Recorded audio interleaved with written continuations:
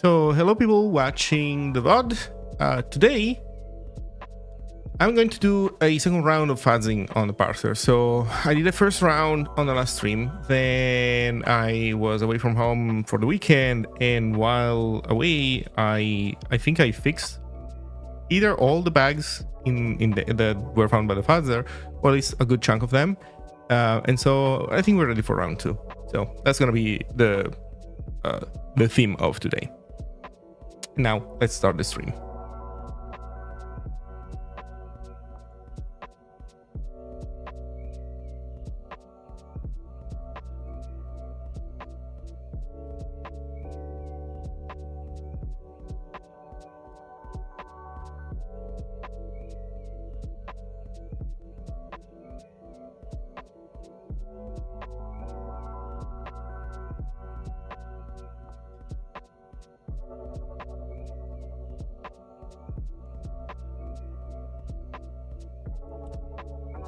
Hey Soapstone, hello.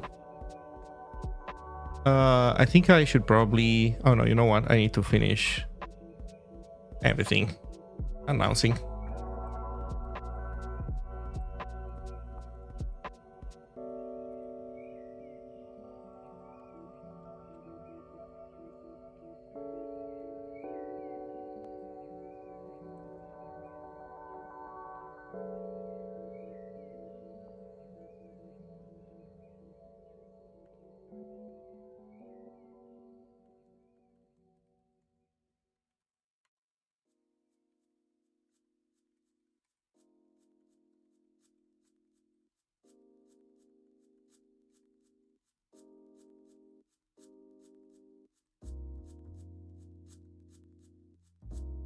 Okay.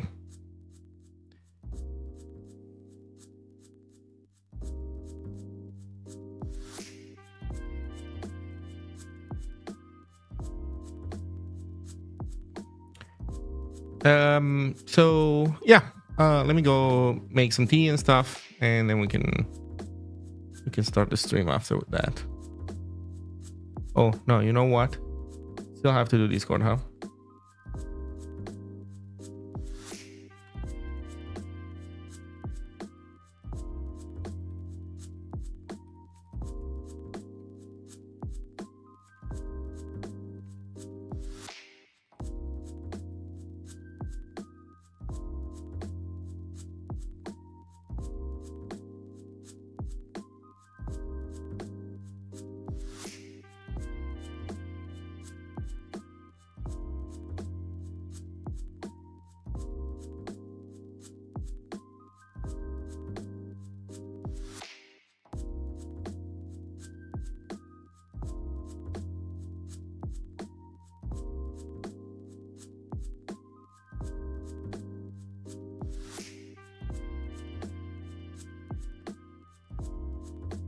Okay, I'll be right back.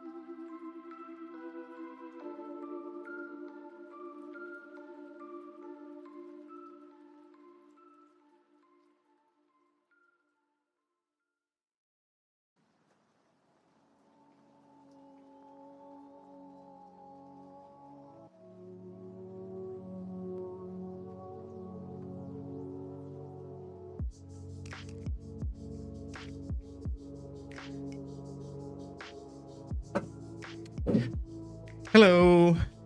Hey, Decatrix. Hey, Solarlicious. Yeah, you totally understood fuzzing correctly. At least the way we started doing it in the beginning, right? Then it got more interesting one after we figured out the instrumentation. Ah, man. So, hello, everybody.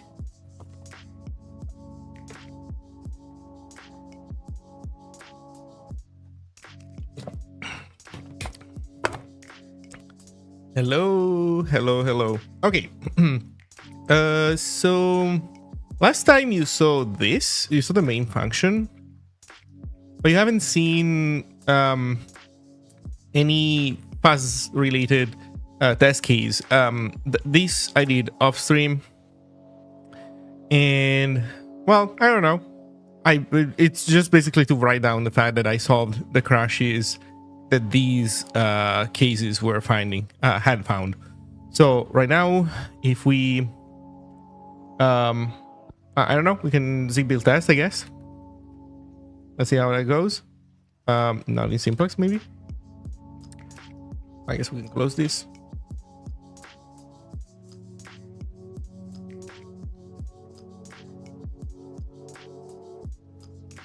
Let's see how we do. Yeah, there's a bunch of spam. But you know, if you toggle these off, it should be good. Now we're happy. So let's see. So now we want to basically build a new crashing, a new fuzz executable, and then we want to run AFL on it.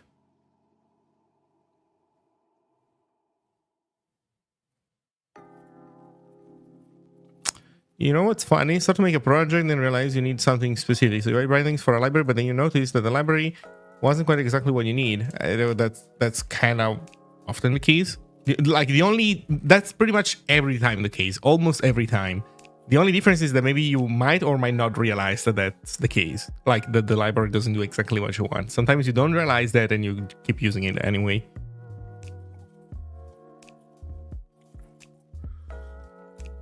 Now you're in CMake hell. Oh no.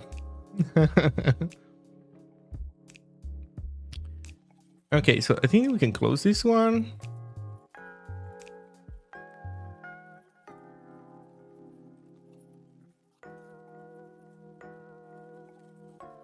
Okay, we should have actually it should be, instead of bin, we have super fuzz that was compiled today. So this is our new build of super fuzz,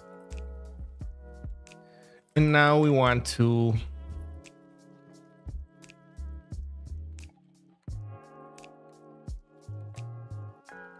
wait. Yeah, we want to do this AFL fuzz guest run super 1. What do you think about removing C import from Zig? Well, on one hand, it makes importing C libraries look less you know, amazing. But I think it does. There is stuff to gain by, you know, reifying the translated header files into assets that you can refer to more easily. I mean, those, you know, how you see import a header file, and then that header file gets translated to a Zig file, but that happens somewhat transparently from you. So you can still fetch it, but it's not immediately obvious. So I think that moving this stuff to the build system will be another reasonable sweet spot. Not as fancy as just boom, see import and it works, but because as I understand, the idea is that basically C import will become like a build step, basically. They will turn yeah. Okay, so why is AFL fuzz red? Oh, because I'm dumb. I went up too much.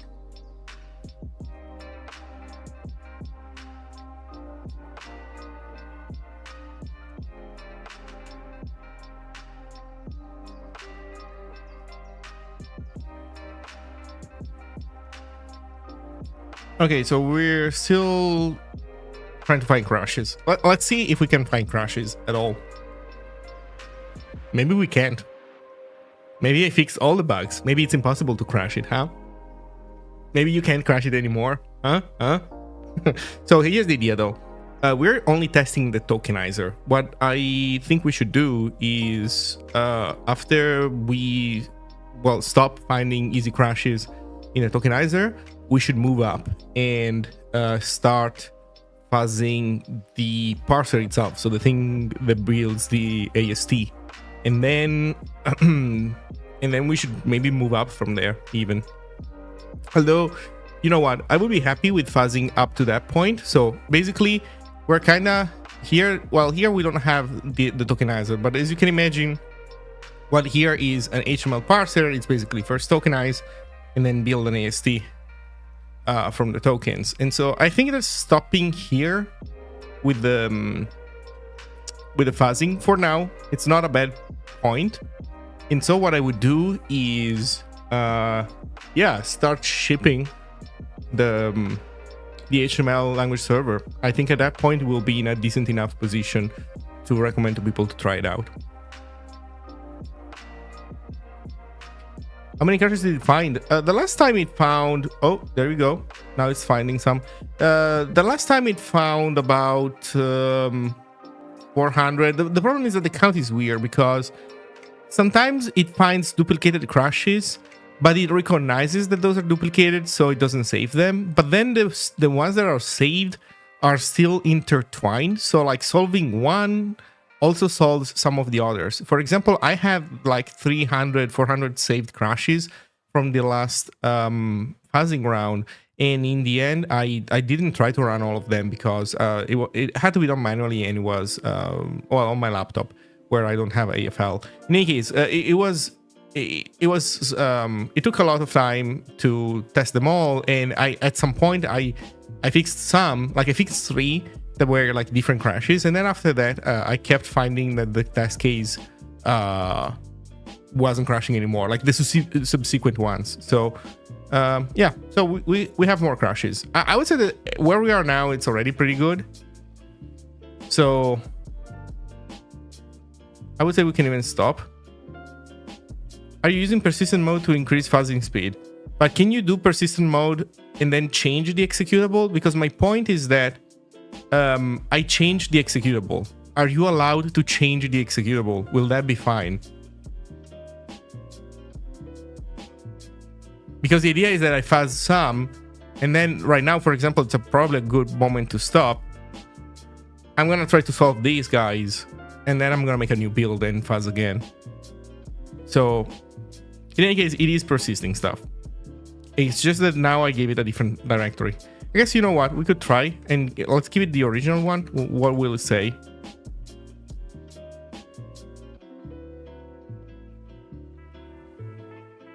I don't know, giving it the other one, old one. Oh, you know what though? I messed up that directory. You changed the executable during fuzzing. Well, I fuzz for a while, And then I want to fix it. And then, yes, I want to change the executable after I fix some things. In any case, I found it to be a better experience than to use Translate C and grab what I needed. Oh, sorry. I found it to be a better experience to use Translate C and grab what I needed. Yeah, if you basically turn C import into something like this, then yeah, it's easier to have flexibility in that of that kind. I mean, you can always do it manually, right? As you just said, translate C and then modify things yourself. But I don't know. I don't think it will be that much of a difference. Let's see. Run super 1 default crashes. We got some. Let's make unit tests out of those.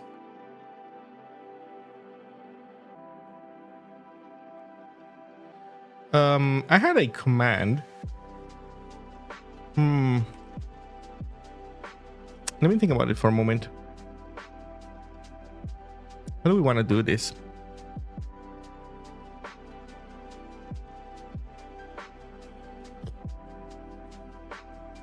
Oh, so persistent mode is something else. Okay. I assume that persistent mode meant just saving the state of the fuzzing process, like some of the search space, so that you can like pause and then resume at some other point. This in persistent mode means that the fuzzing doesn't need to spawn a new process for each run. Everything runs in a loop in the same process. No, I haven't done that. I don't know how to set that up. I could look into it, but it seemed a little bit problematic to make things work with the way things are on my machine. But still, in any case, I'm still finding crashes for now, so I'm happy, I guess. So these cases here, huh?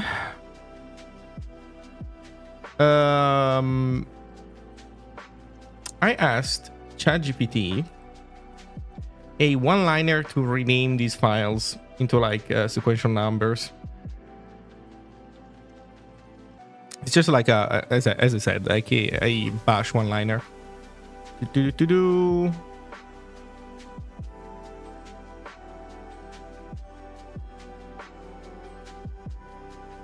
Yeah, basically this.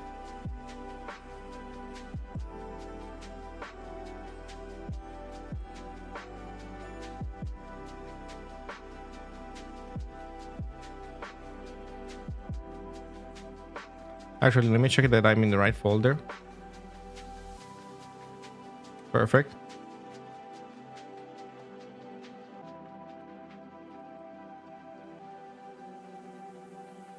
There we go.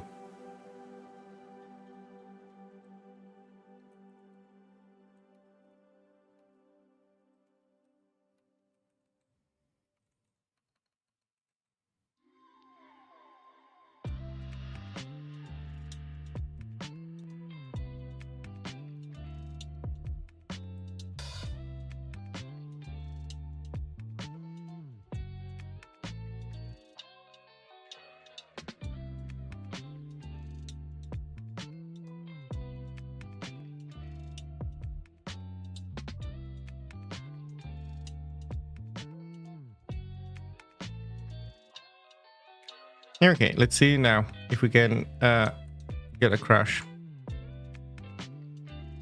Oh, this is bad. This is not running my tests. What the heck, man?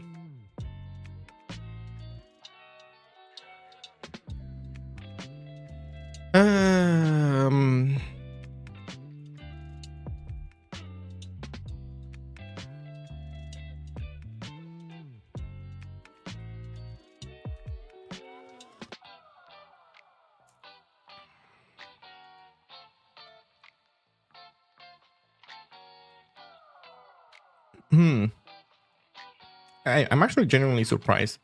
Why is this not complaining?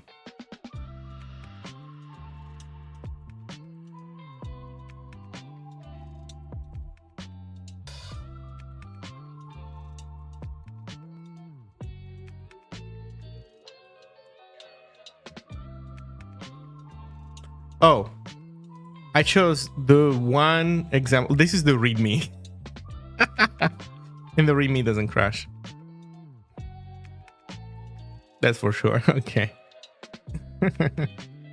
I was getting confused. Okay, let's start with 2. This is the actual first real test case. Yeah, language server exited. It means that it crashed. You can see here, stack trace. We reached unreachable. Huh. Turns out unreachable is not all that unreachable after all, huh? So, okay, fuzzing and yeah, just Zig build test. Perfect, reach unreachable code. Now let's have some debug printing and let's see what happens. Actually, well, we could start, I guess, by looking at this line, 3500.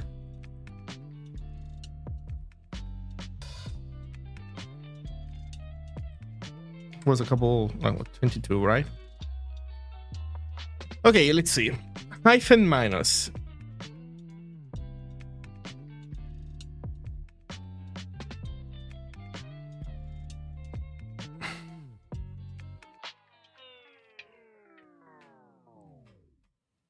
Switch to the comment less than sign bang dash state.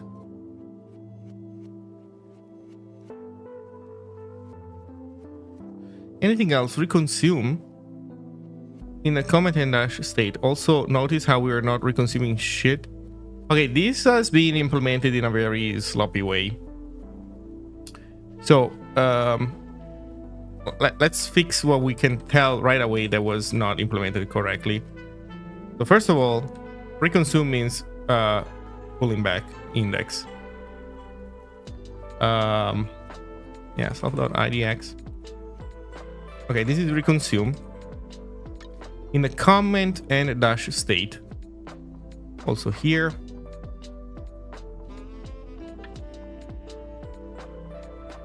Then hyphen minus switch to the comment less than sign bang dash state. So apparently we got to this state here. We got to comment less than sign bang dash from something that isn't one of these 2 cases. So we need to figure out what happened. Also, why did I think that this is unreachable? I guess I mean we can check this out like fairly quickly.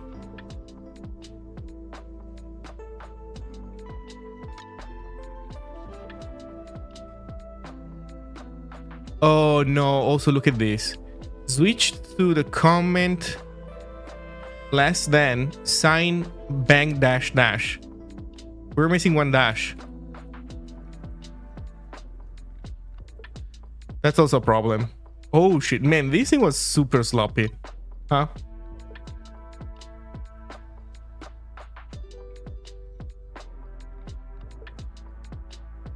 Okay, so we still...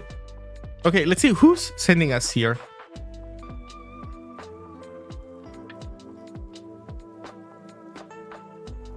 Switch to the comment lesson dash dash.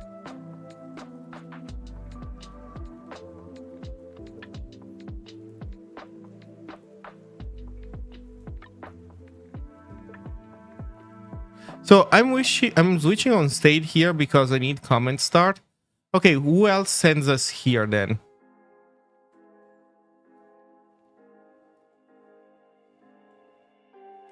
Well, I guess I want to search for this.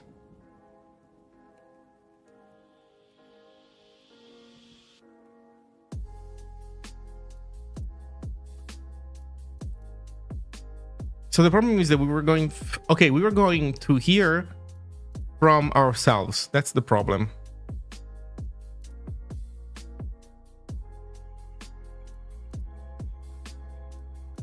But still... Oh, this is dash dash. Okay, yeah. Okay, let's see who's sending us here. Sign bang sends us here.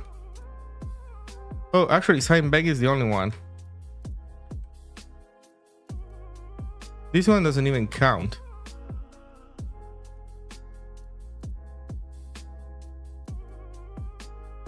Okay, let's run this test and see what happens. Reach unreachable code. Yeah, we totally reached unreachable code.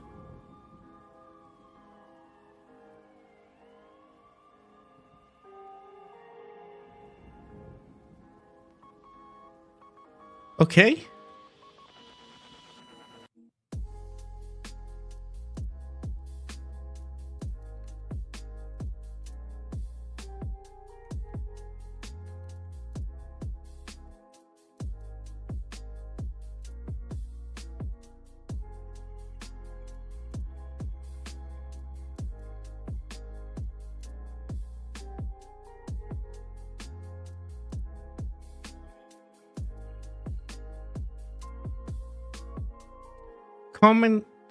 Comment less than sign bang dash. Oh, am I stupid?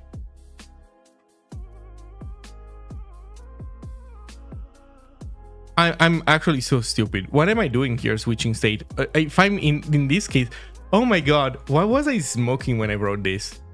It's obvious that the only state that I'm in is the state that I'm in. I guess I was modifying state at some point before. Like, okay, I don't know what's going on here. Oh man, this is so dumb. You know what? I think we can do this.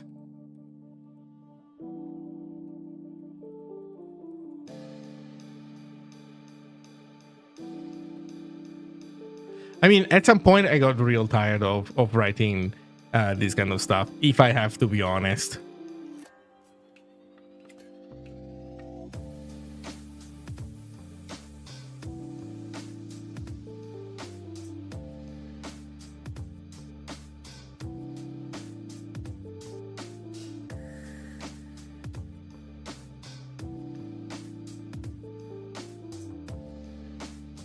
Okay, no more crash. Man, this thing was insane. This thing was pure insanity. Okay, well, thank you, Fuzzer. Holy shit, that was good. There was one murky corner.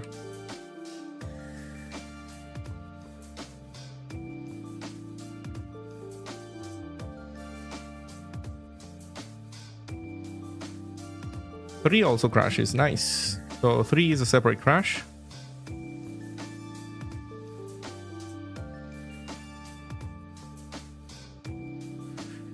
What did you use to do fuzzy testing? AFL++.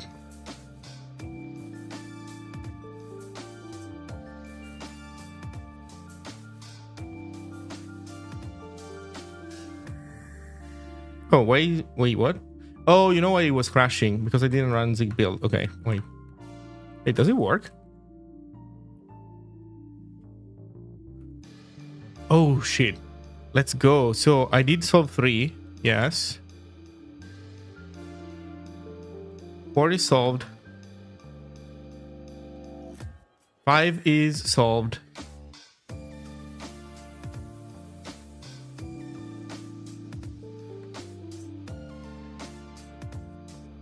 Yeah, so now I suspect that I might have solved all of them.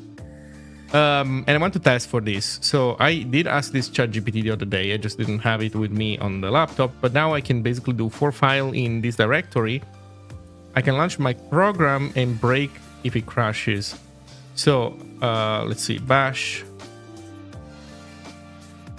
for file in star do. My program is dot slash dot slash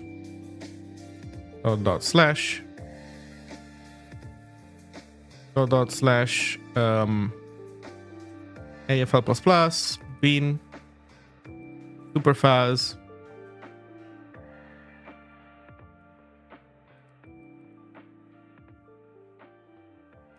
Huh. Can I do cat pipe cat $file pipe? Hopefully this works. Oh, we did. It did crash, but we don't know where. Frick.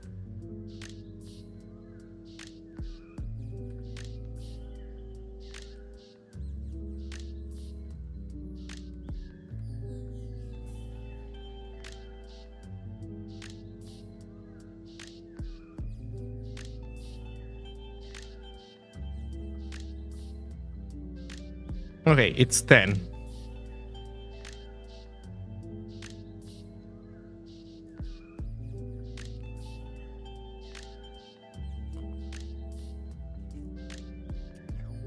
Okay. Let's go add 10 to our list of tests.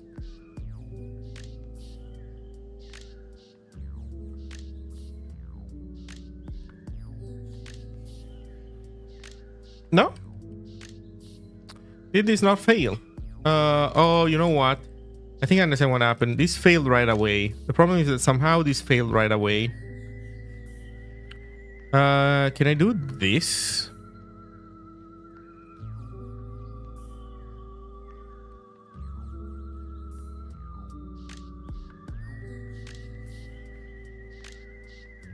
No.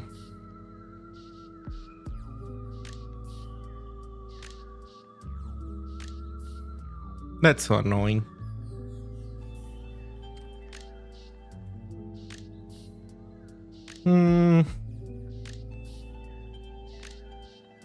Maybe we can ask ChatGPT to fix this for us.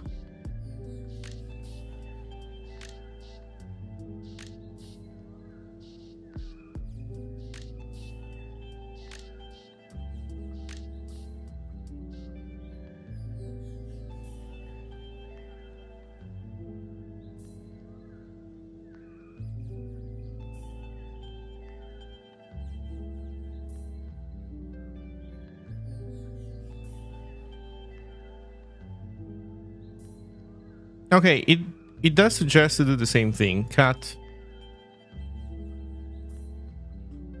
I was doing this already. It does not seem to be working though.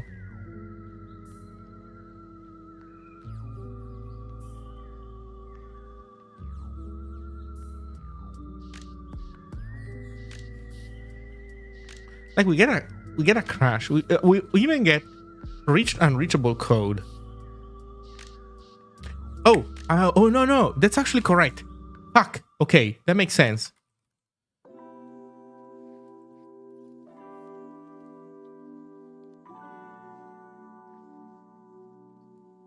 Yeah, we can do this actually. Failure.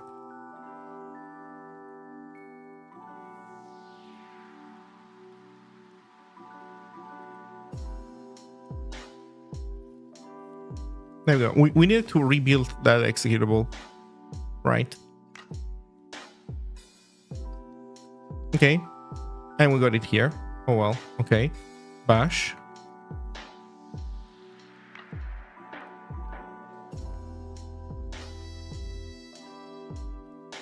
There we go. Okay, so we confirmed that we solved all of them.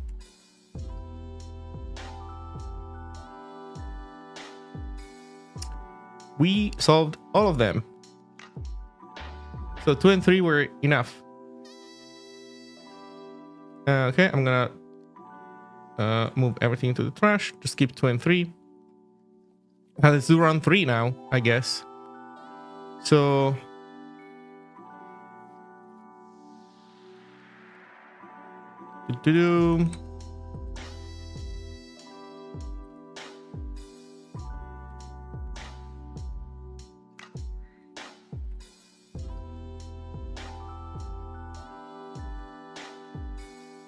wait, do I really have just a dot? No, that makes no sense.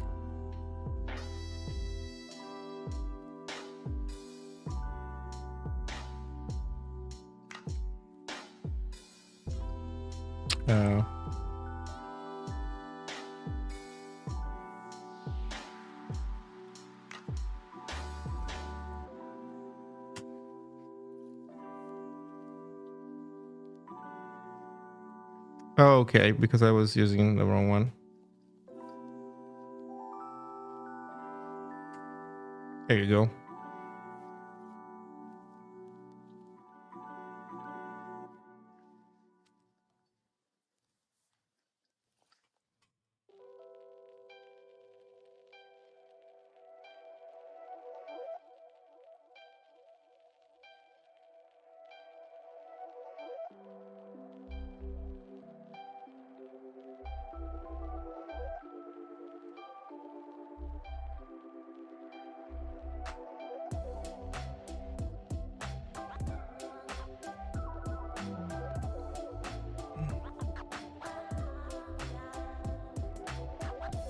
Not bad. Like, it's not a bad way of working. Just have the fuzzer figure out stuff that you did wrong. Probably it's also probably not a bad idea to add some more asserts. There was one set of asserts that I wanted to add.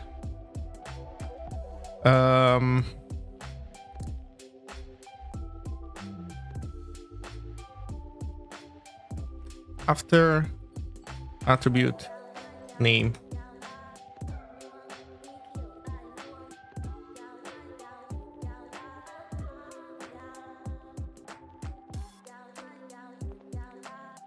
Basically, in these states here, name could be empty, and so we need to act accordingly, but we're assuming the name cannot be empty in any of the other cases. Maybe we could assert that.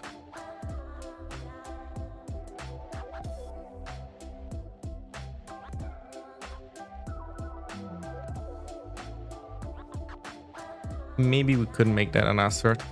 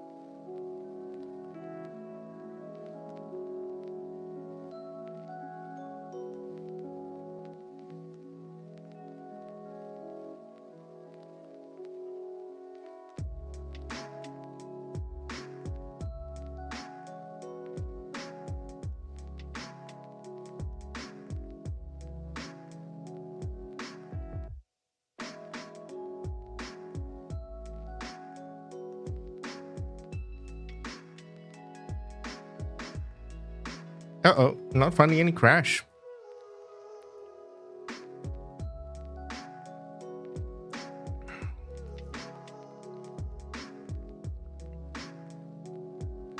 So I guess it's also keeping track of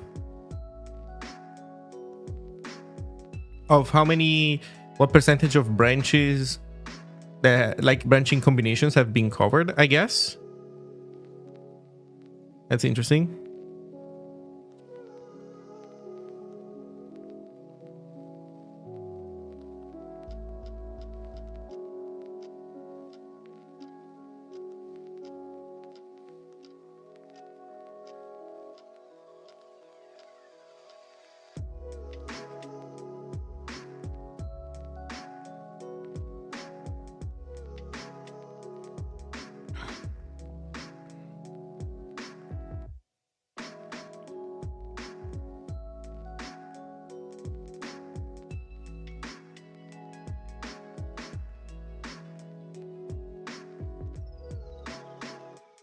Well, it seems that we're doing fine. Here now, what's the program?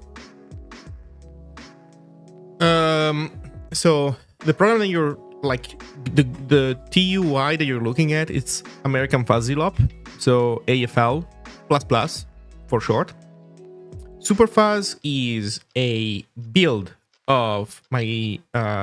It's basically a tiny program that expects a HTML file as HTML bytes as input, and all it does is just try to parse them, and that's it. It doesn't even print anything. What AFL does is try to run our program by giving it weird inputs. Oh shit. Oh shit. Okay, dude. Like, yes, you won. So it gives it weird inputs and tries to crash it. So Superfuzz is basically just like I can show you. It's just a main function that loads the parser, well, reads data, parses, exits. That's all it does.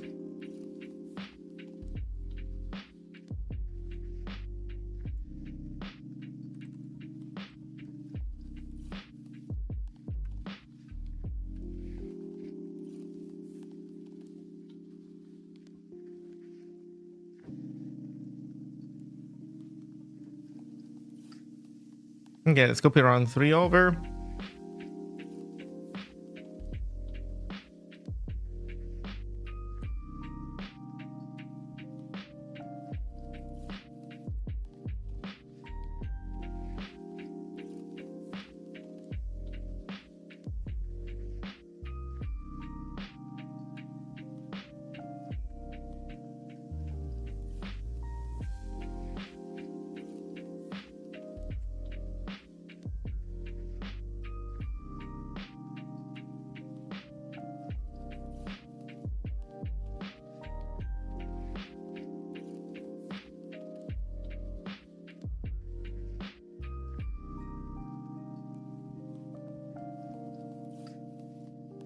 Oh shit. Well, guess what?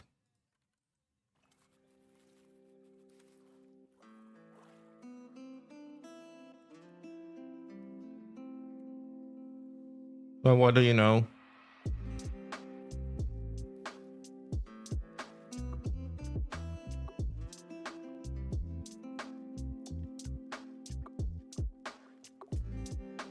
Ah.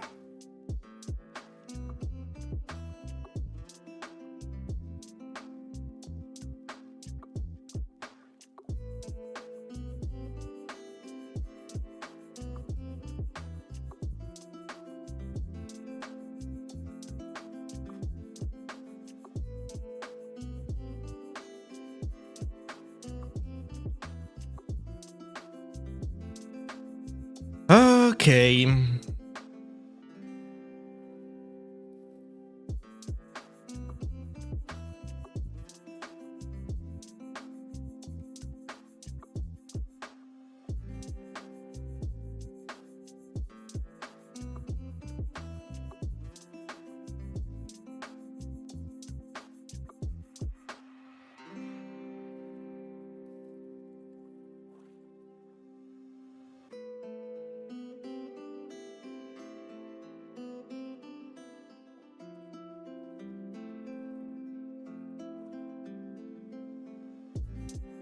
Oh, I don't know if this works, but I guess we'll see. We'll test. Okay, no more crashing. No more crashy. I think this might even be it. So I guess we can do what? Well, we can verify this hypothesis. So first of all, Zig build, fuzz, go up a bunch. I'll put the file in here.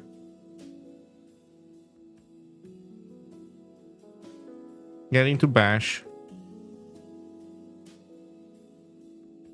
Loop every single file. Apparently we hit another to do. What?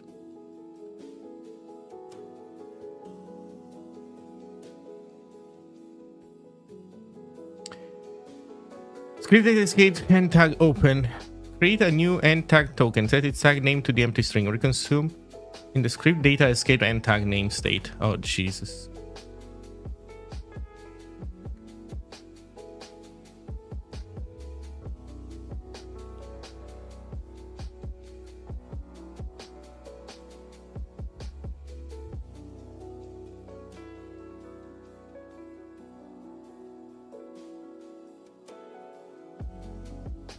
The problem is I suspect this state might not be the same.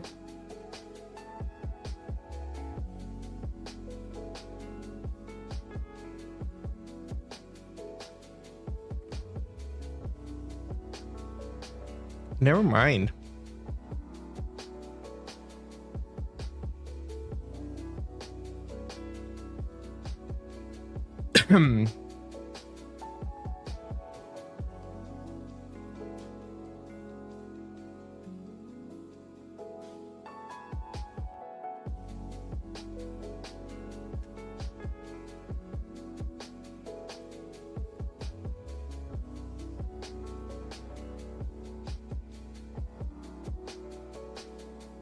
Name start, yes. Okay. Any more to-dos? Any more panics? No. Okay.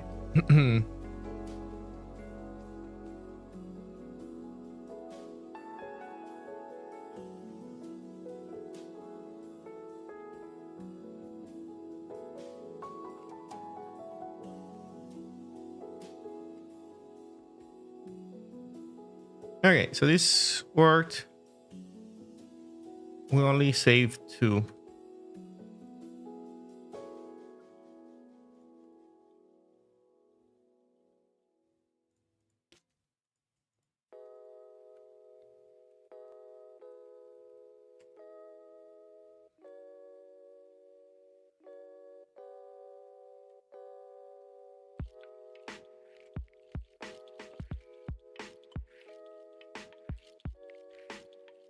I'm curious to see if we can resume this now.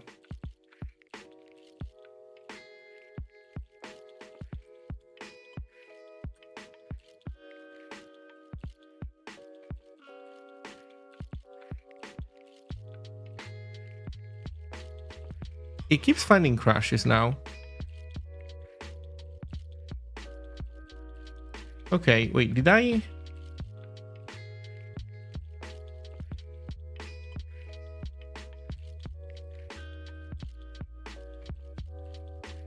Okay, so I totally built a new version.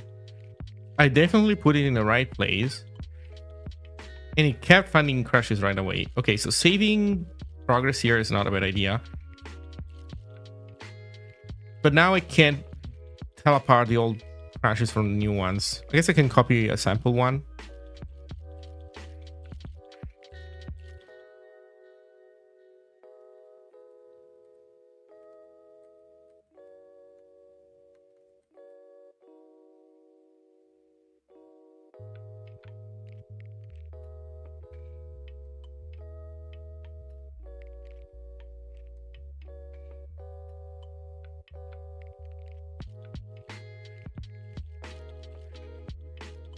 I guess I'll grab the last one.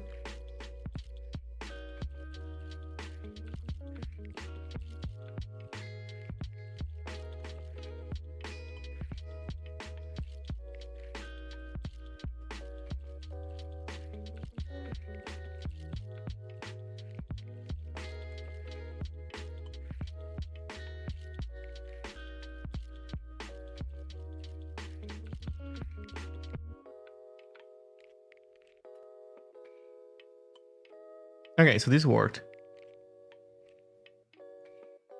Oh, these are the new assets that I put in.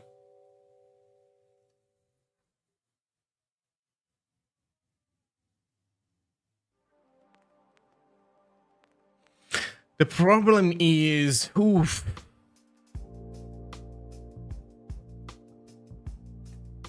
Now, what is the correct behavior, though? That's the biggest question now.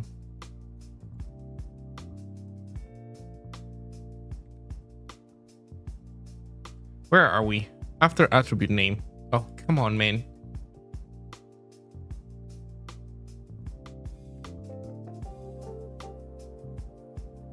Before attribute name sends us to there on EOF. That's fine.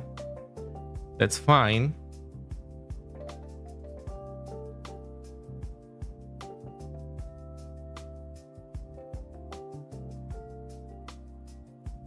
Oh, shit.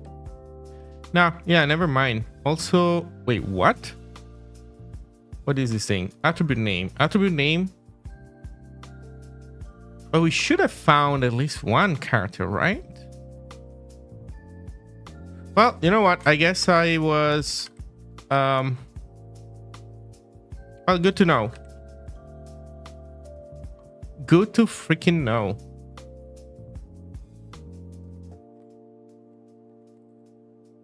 Good to freaking know.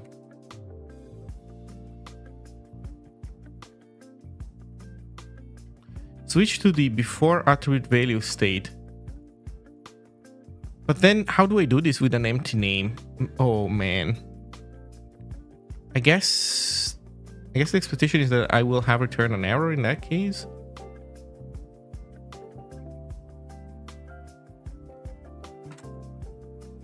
Let's see if we can crash also in here. because here we would have to do something, that's for sure. Okay, let's see how it goes with that.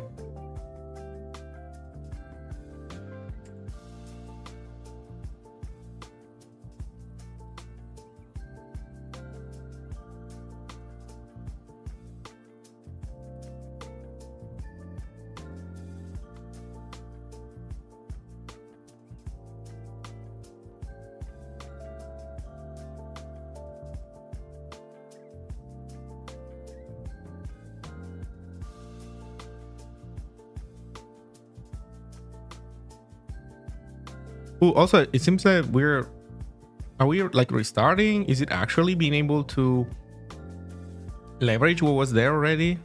It did start again from scratch. Let me try to understand.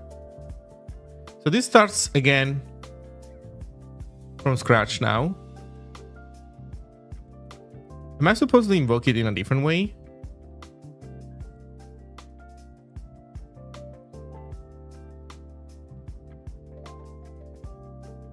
Or dash to resume? Oh, guess what?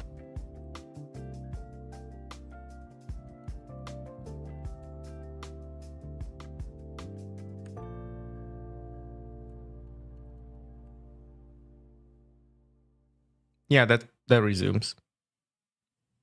Okay, maybe this is what we want. I don't know though if it's a good idea to swap under the covers the executable to this thing. Probably not a good idea. I don't know, we'll see.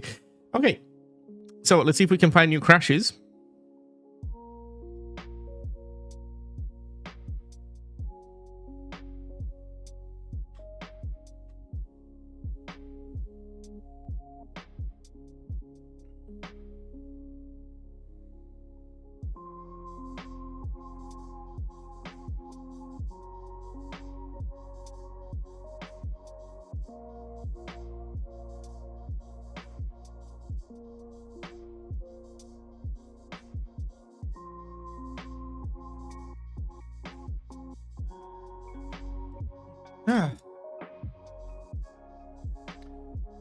Well, hopefully, you know, I won't wait this long. Well, I will say that I will assume, at least temporarily, that if you can't find crashes fast enough, then we don't have crashes in the tokenizer anymore.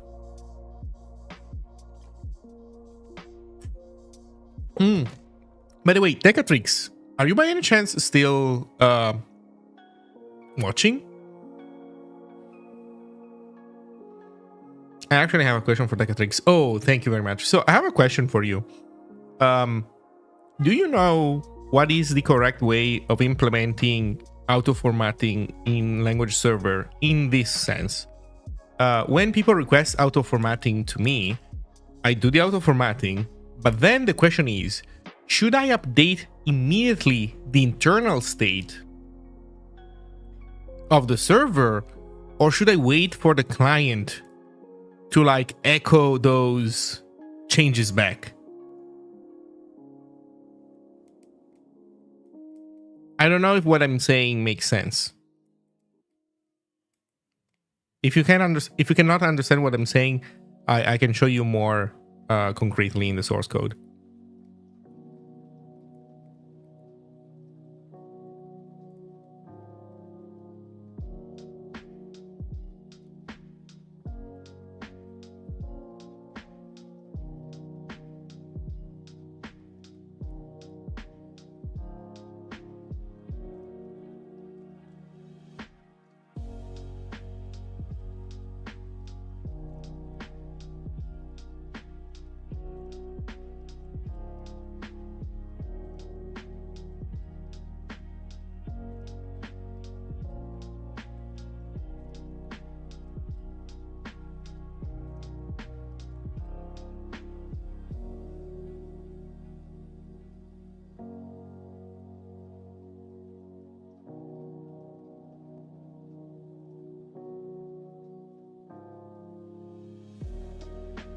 Yes, this is what I'm asking. Okay, thank you, because that is not how I was implementing it, and it was and I never knew for sure what the case was. Yeah, that's exactly it. And guess what, by the way, I implemented it differently Okay, so the client still can decline our formatting suggestions even. Okay. Thank you. Thank you, thank you, thank you.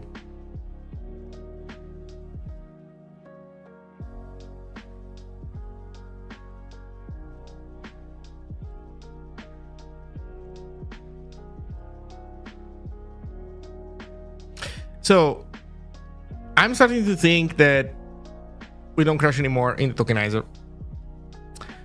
Here's what I'll do. Let's leave it down. Let's leave it here to fuzz while we implement the change that Techatrix just told us about. So LSP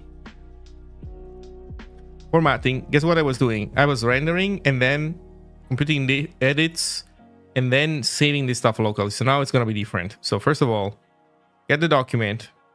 If the document has errors, we don't do anything. Otherwise, we do format. We make an array list, but no more GPA. Now it's going to be arena. We don't add the third init because we don't give a fuck anymore. We try to render in here. Compute edits, sure. Don't do this. Don't do this. Don't do this. Boom.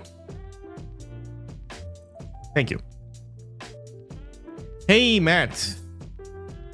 Hello. Nice to see you here. How are you? So I'm fuzzing my HTML parser, and for now, well, the tokenizer, not just, but the tokenizer is like it's a chunky boy. In any case, can't find any crashes. So this seems good. It might be that we are like, it might be that we're in good shape. So, also solve this.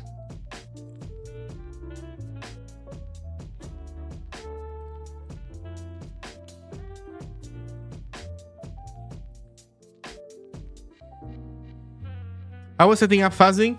It was pain because instrumenting the final executable requires some weird build system gymnastics that Jacob Lee ended up doing for me. And basically the way that you could, like previously, you could use LTO to have instrumentation, well, to allow this thing to put in instrumentation. But now we are losing a bunch of LTO because Jacob's linker doesn't support LTO.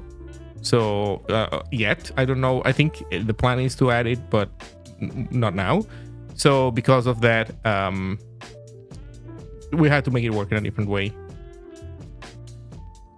Can we expect updated blog on fuzzing? I don't know. Maybe that's a good point. Honestly, I think that Ryan Liptak Squeak is the king of this stuff, so he probably more than anybody else should maybe be writing it. Also, there's some roots that we didn't explore. Like some people were pointed this out to me. Actually, I forgot to reply, but check this out.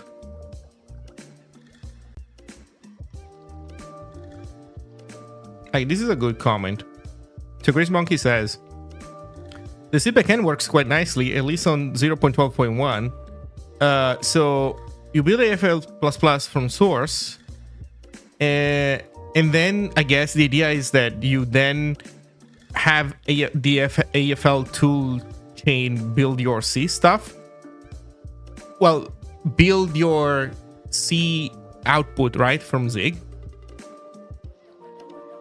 AFL has a crash exploration mode. Oh, this is interesting. Feed in some inputs with crash and use the -c flag. It may be able to simplify the crash data or show different ways one can cause a particular crash. Although admittedly it's been a while since I played around with AFL and it was to stress test an encoder decoder for a custom format, I could just wonder was a mode to reverse engineer a protocol and annotate which bytes did what, but I didn't know. And apparently it's AFL analyze. Huh. Let's see what does AFL analyze do.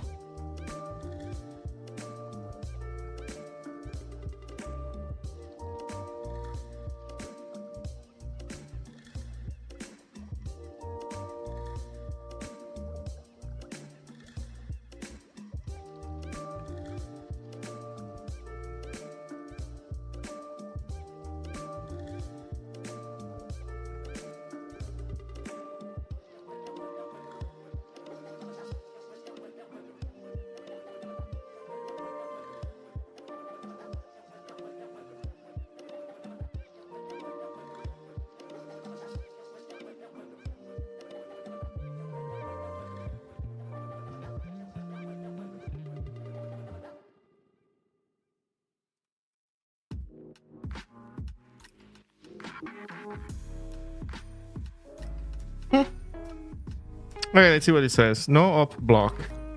Suspected length field. Suspected checksum or magic int. Suspected checksum block. Magic value section. Huh, that's pretty cool.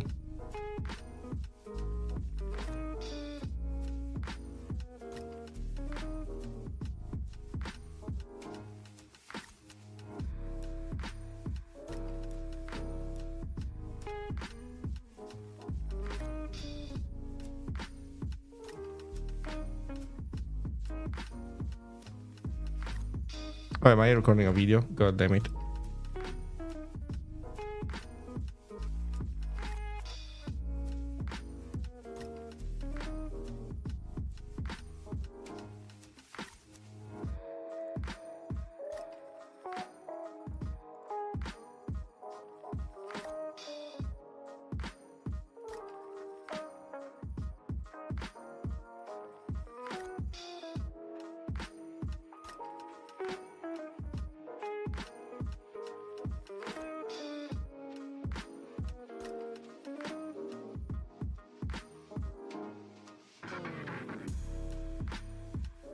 So I guess my point then was maybe the C backend is the way of pulling this stuff off. I don't know.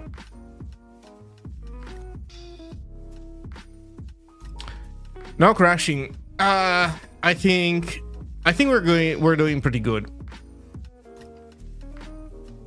So let's see if we can crash. Also, here's what I'm thinking. Here's also what I would say. I would say if build dot debug, no, it's not built, it's built in, right? Is it debug? No, it's not debug. If built in dot, I forget. No built in.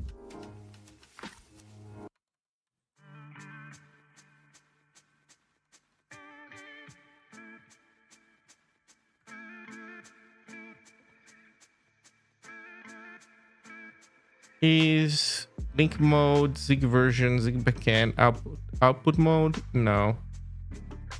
CPU target mode. I guess mode is what we want. But it's not really mode, it's something different. Maybe. Whatever. Mode is good enough, I guess.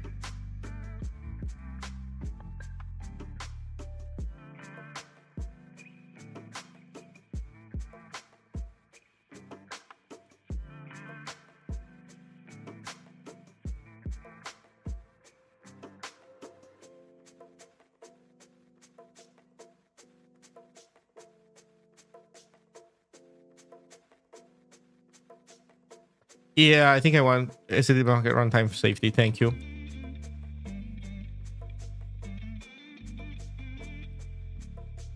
Oh, but okay. Yeah, right. But now that I think about it, no, I actually want real debug in this case. Okay, so if we're in debug mode, then let's compare buff.items with doc.source. And if they're the same, let's assert that edits, what's edits? It's array list unmanaged. Okay.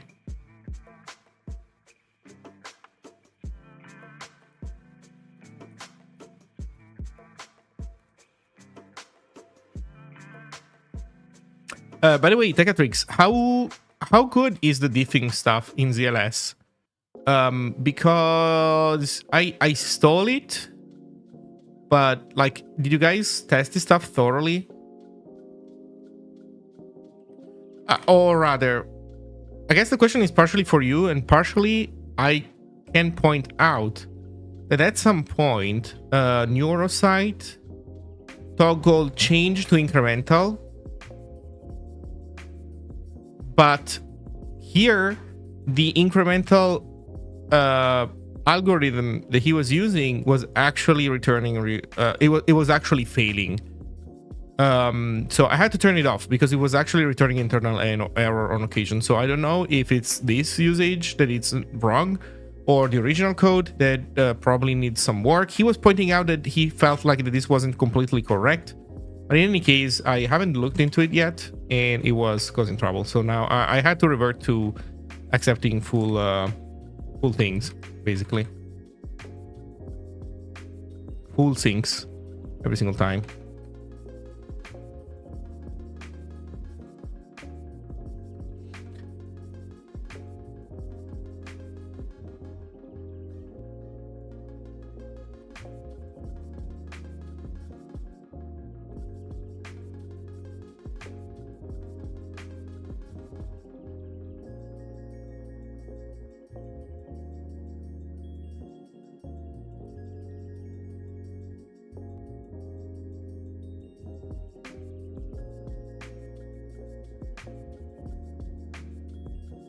Well, it seems that will work.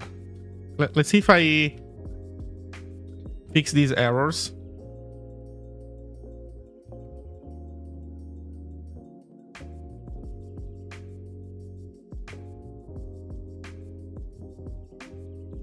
Oh, we did crash on save.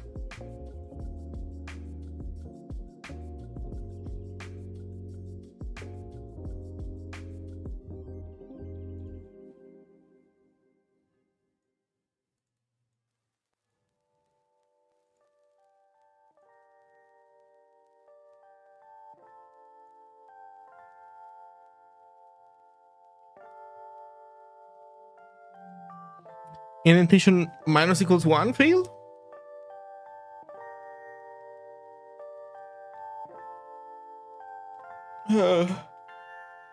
Boom.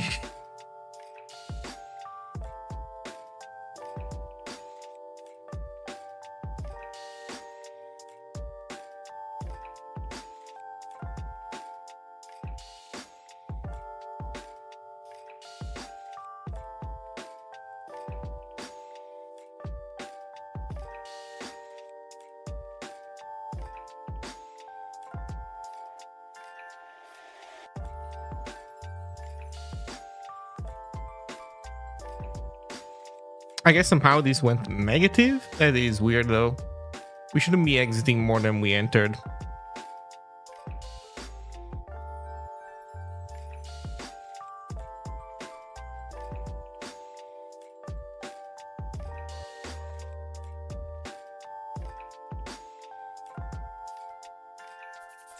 That's kind of weird.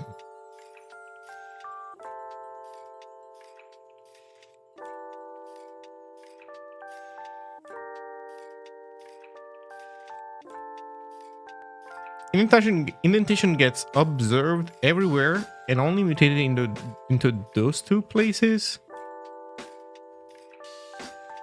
And somehow we were exiting more than entering. No, that actually does make sense. Maybe. The incremental edits in ZLS work most of the time. Uh-oh. There are some open issues about the line character conversion crashing, but that can be the fault of the editor, not ZLS. Oh, Jesus. What? No. So sorry, what do you do then when you get an error of that kind? Like, what's the recovery strategy in ZLS?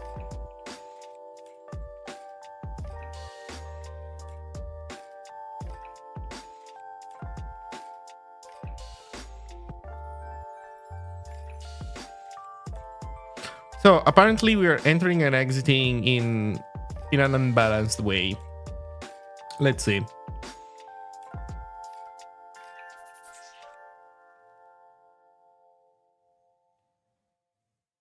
Oh shit. There's also element void and element self-closing. Although element void and element self-closing, we never enter them, so we never exit them, so that's fine. So it's just element that we care about.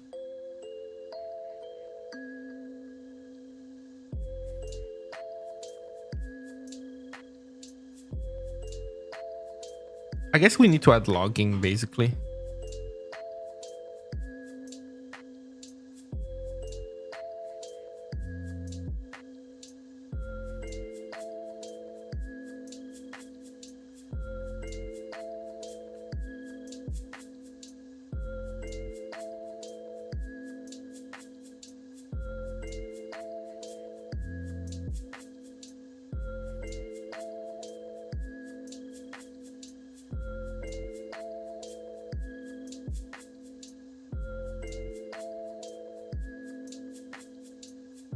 There we go. If next.idx is different than 0, then enter.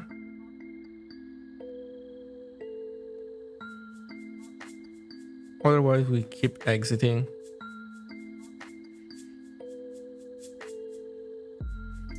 Oh shit, I just don't have elements of closing here, don't I?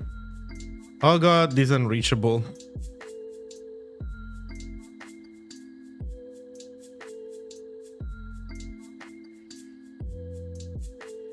So we do an elements of closing. It's kind of like element void. It's the same thing as element void, I think.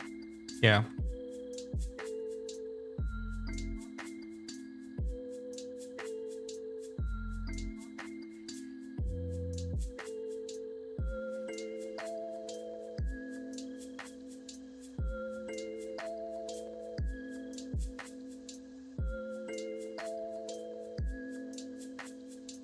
Problem is that editors go crazy when you reject their did change notification. Oh no.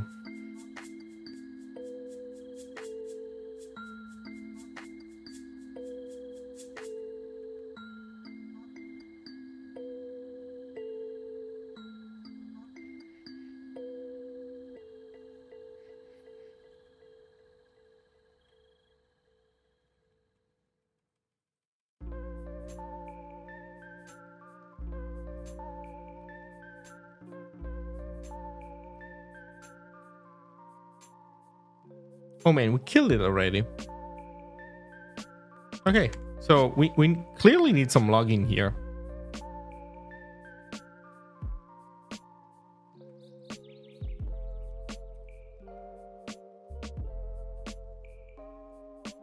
Rendering enter.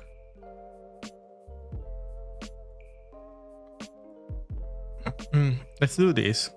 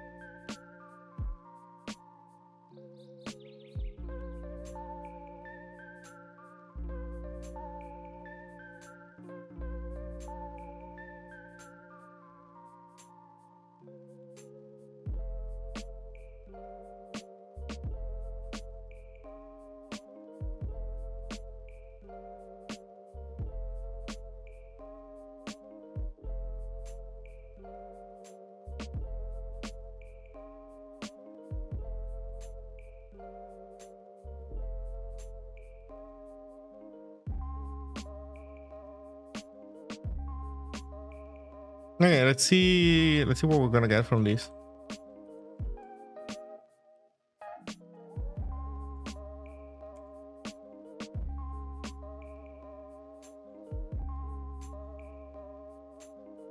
It found 3 timeouts. That's interesting.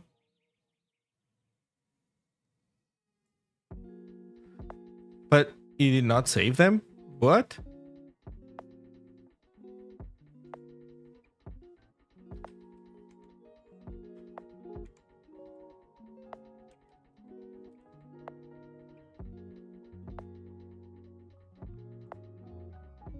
So it totally crashed again.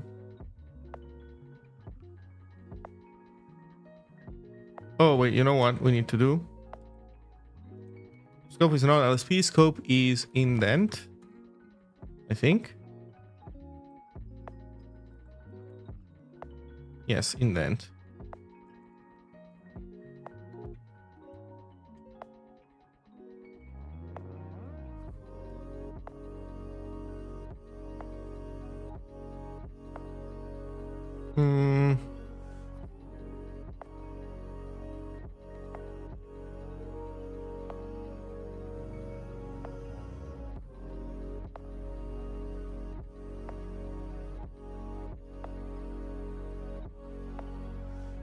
Wait, no crash now?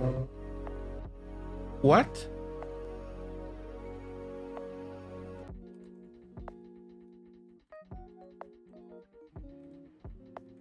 Oh, there's this. Oh, but we did find the crash. Okay, let's go. Oh god, there's a ton of those things. Fuck.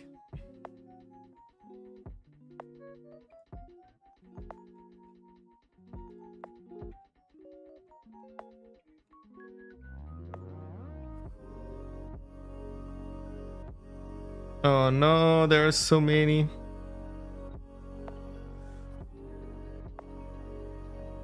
Okay, you know what I'm thinking? I'm thinking that we might be just have the problem that we're like decreasing the indentation 1 times too many, because the next thing is root, and so like we're just doing it. It's not like really wrong. It's just like wrong, like an off by 1 error, basically. That's what I suspect is going on.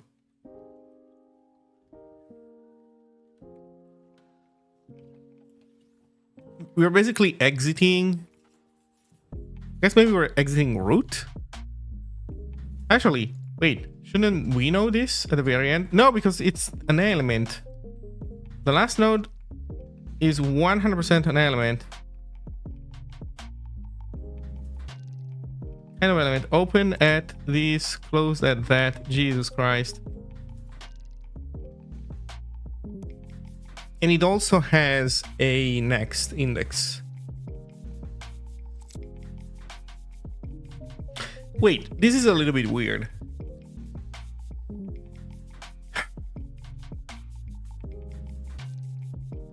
We're exiting a node that has a next index. Is this what we do actually? Wait, let me put everything back.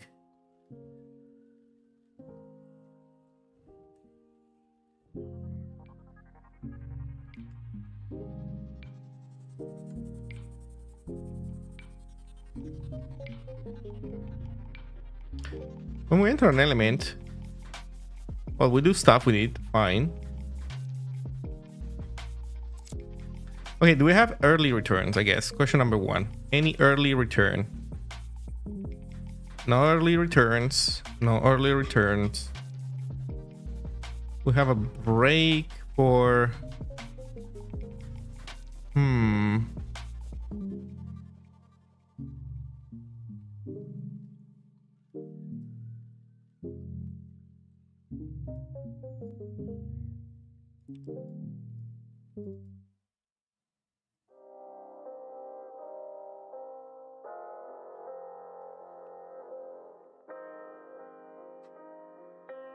So no, this is not an early return. So we do get here. If current first child index is 0,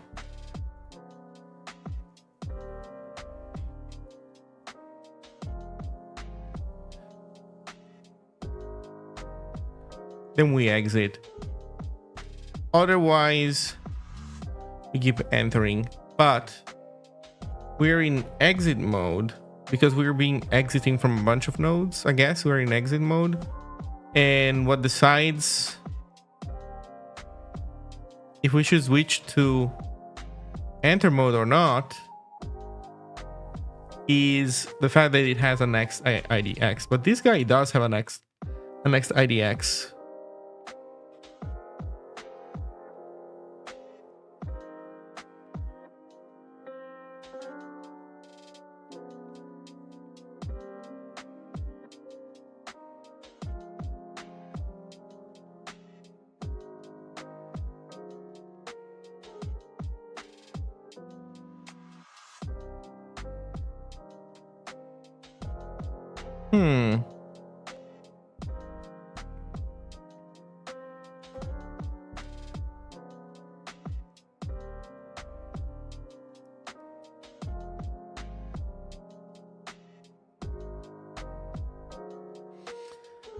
So, okay, I need to drink.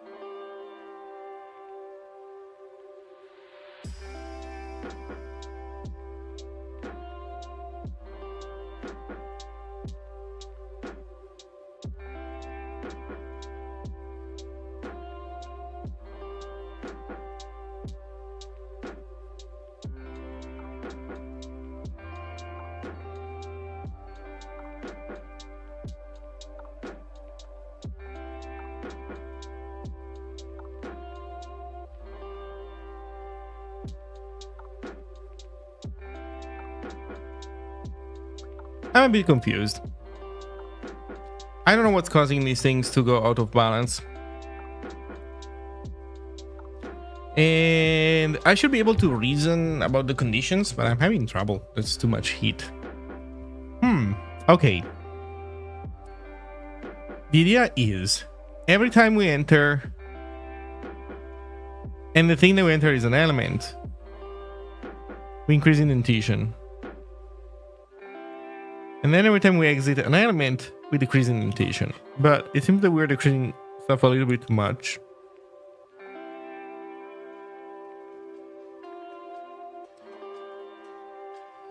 It seems that we're definitely decreasing things a little bit too much.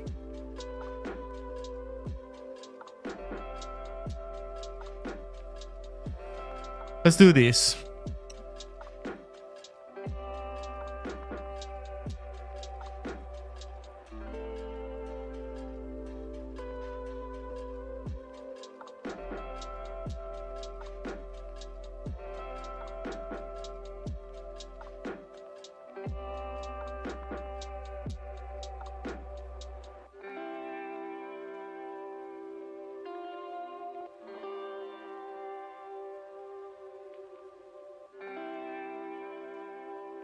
Hey, Cybercyclonic. Sorry I'm late. It's okay. Hey, Sweep on YouTube. Hello, hello. Also, hello, Polata Jiba. Hello, hello.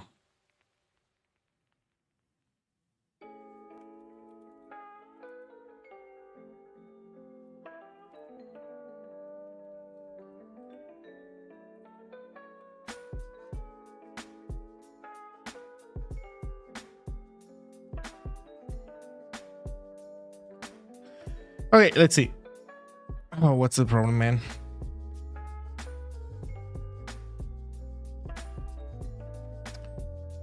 Current doesn't have an end.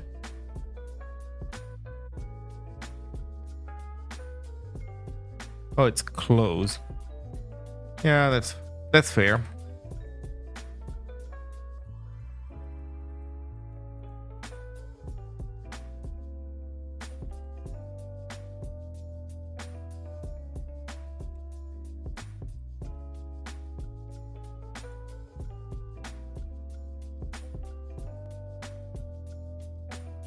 I haven't rebuilt, have I?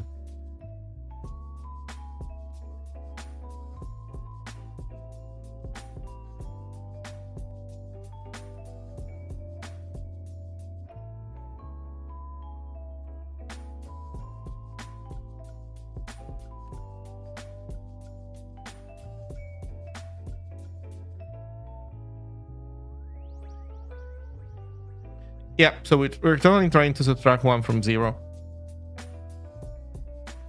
Line 798, column 30.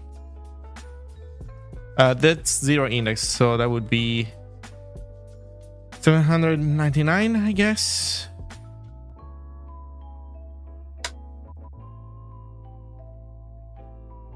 So this is, we're trying to close this span, but we're back at indentation 0. Oh man, this is so bad. This is so bad. Also, are we not in a pre in here? Wait a second, man. We should totally be inside of like a pre. There's one pre that closes.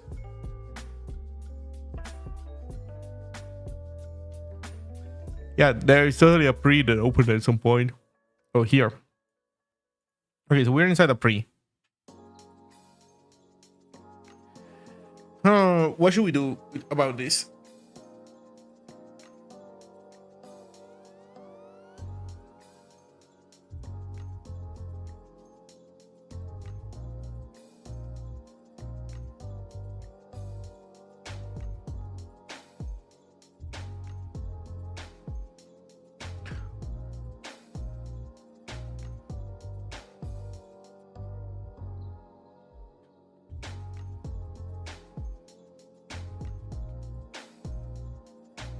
How come that we exit more than we enter? That is weird. Let's look at the pre stuff. Maybe the pre stuff tells us a story. Oh yes, look at this. We only increase if pre is 0. we don't decrease only if pre is 0. I think we found our answer, and the fact that we crash instead of a pre is actually proof of that.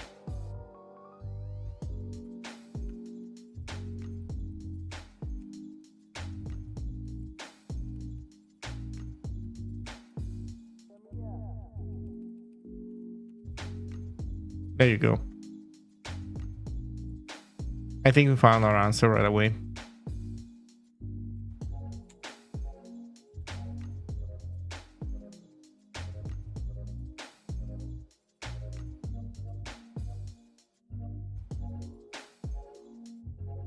Holy spam.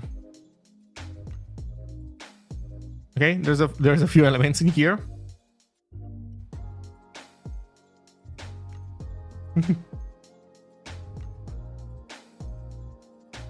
Yep. Okay, we totally fixed it. Nice. So we can remove our weird logging.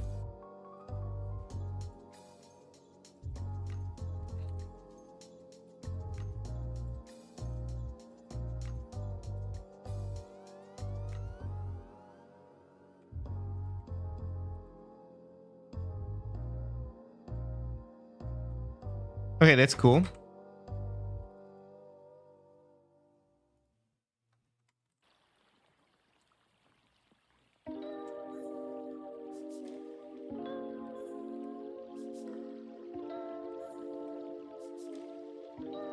Took 254 milliseconds to process the document. Okay. Let's do a release build.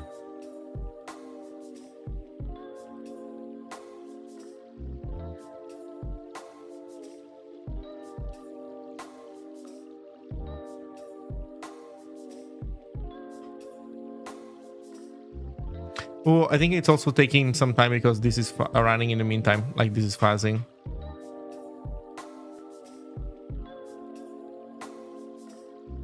Yeah, I think we can stop the fuzzer. So this is fine. Should be good.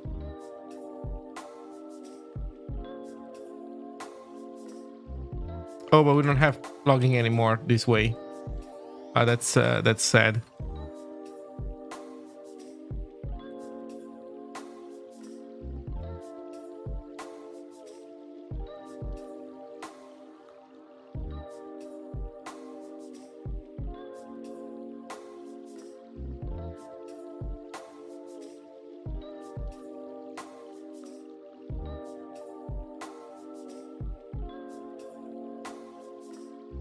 "26 milliseconds.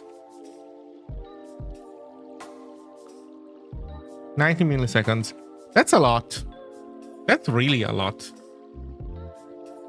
I think it was less before. I wonder what change we introduced that caused this to take longer to parse stuff.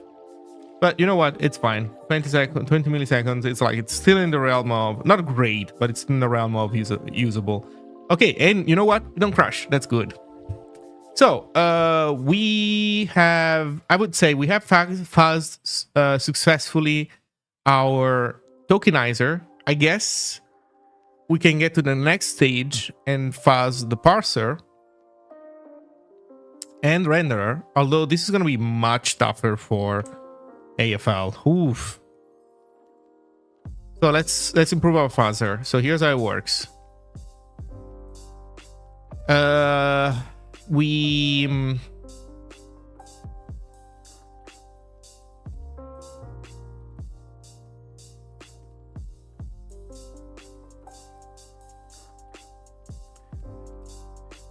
make an AST. Oh wait, we are also fuzzing the AST as well. Right. We're not just fuzzing the tokenizer, we're fuzzing also the tree. But here's what we do. If ast.errors.len is 0, then we try to render.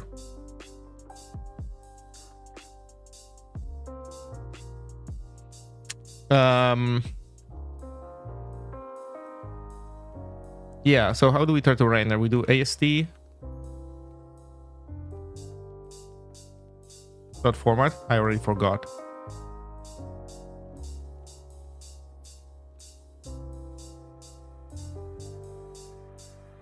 Oh, we call render. Okay.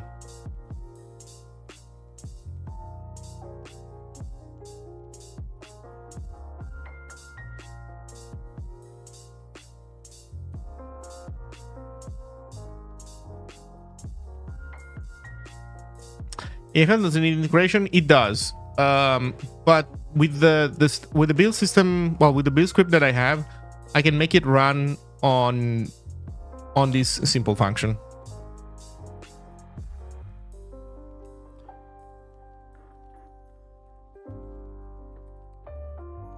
Now the question is there a null writer? Oh, look at this bad boy.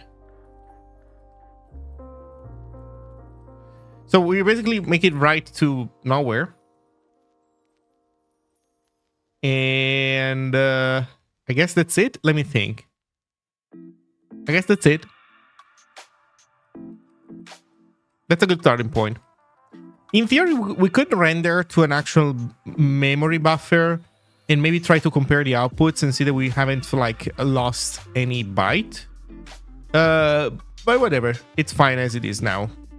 Hey Dollary, how's it going? It's going pretty good, pretty good. We've done a couple rounds of fuzzing. Now the fuzzer can't find any crashes anymore up until here. So now I'm gonna try to render this AST and see if there's anything better that we can get. But this is really good. I don't honestly, I don't think that AFL will be able to find anything with this addition any fast. Now that I think about it, I should not.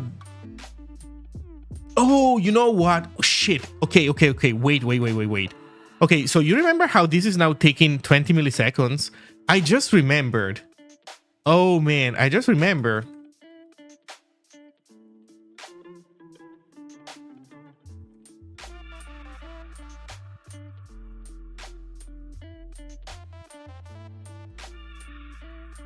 We introduced a regression on purpose in our code to make it better for the fuzzer.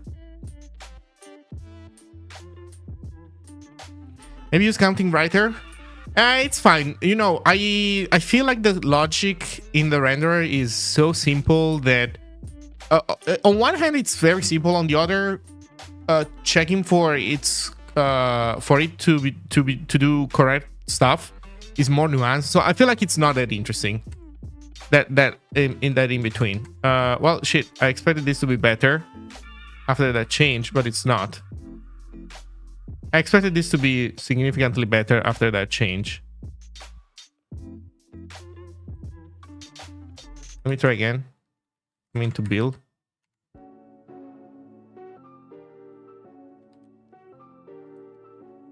Are we actually doing this?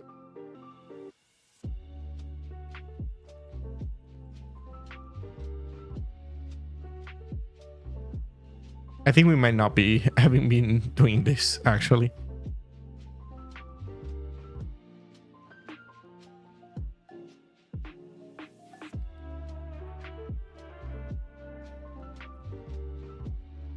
Yeah, it's still in that ballpark. Okay, that's fine. So,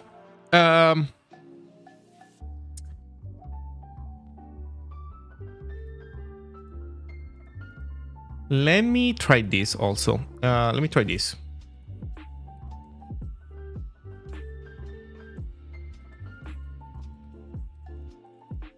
I think I was testing this with VS Code.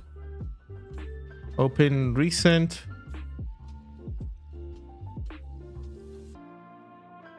I don't know, this.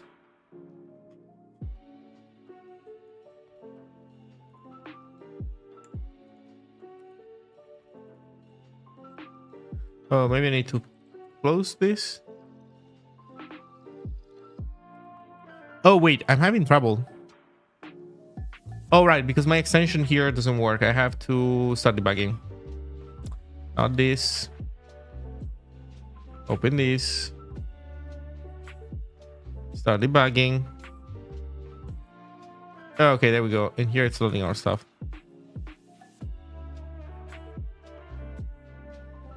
Okay, beautiful. No crashes. That's not bad. That's not bad. We don't crash. Man, we don't crash anymore. Not as much, at least. So this is a good point to make a release and say that, yeah, well, it doesn't crash as much anymore. Fix a bunch of crashes. So let's go do that.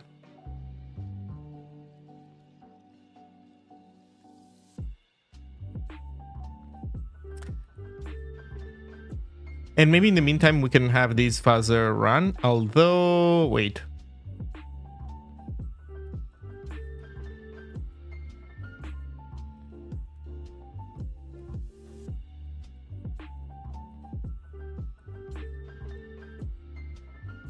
Hey, Proti.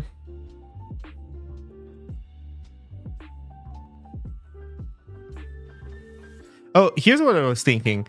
I can make a release, right? I guess the problem is that AFL at that point won't be able to observe everything because it needs loops. Yeah, so no optimizations, I guess.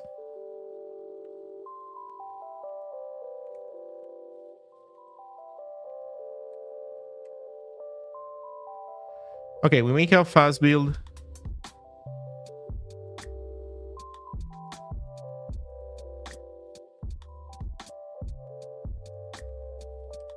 Undo the... No, bro. Come on.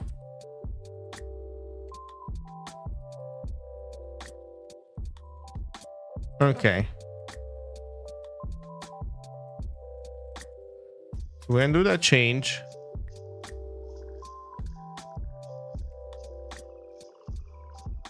Oh, there you go.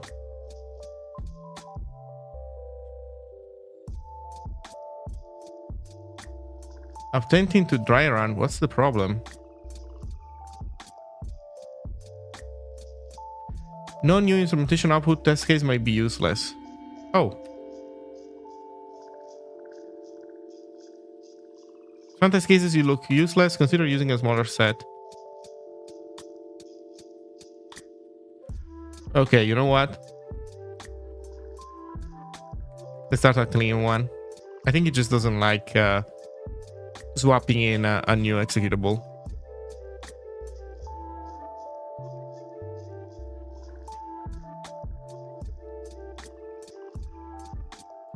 Also, this new timeout stuff.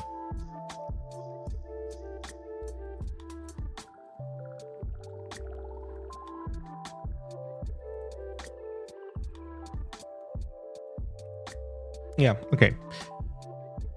So here's what we want to do. We want to take a look at the README. I think it's time to also improve the README. So super incomplete, also bugs. No. Okay, let's remove actually functional.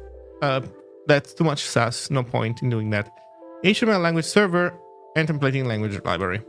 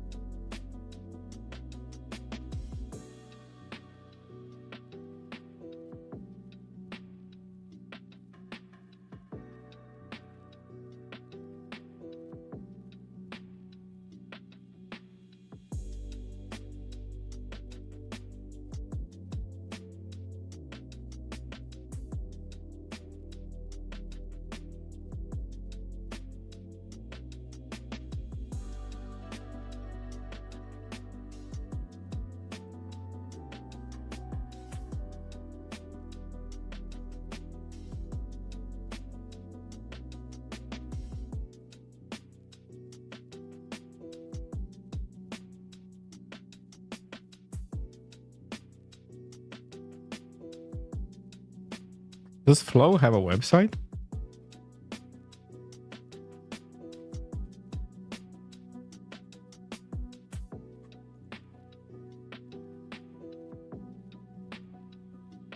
I guess this is as official as it gets.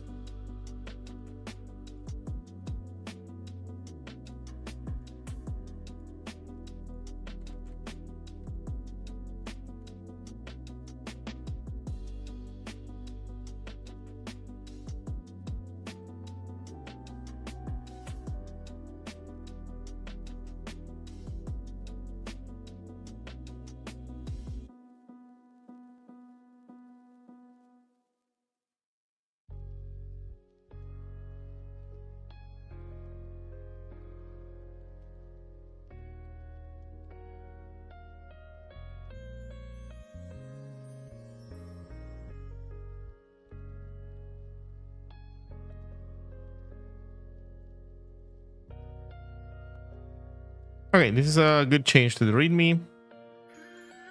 Now here's the question: will VS Code expect the wrong executable or not? Probably yes. So we need to fix that as well. So we need to take a look at everything in editors. Although wait, there's only VS Code, right? So yeah. Yeah. Guess we can do this.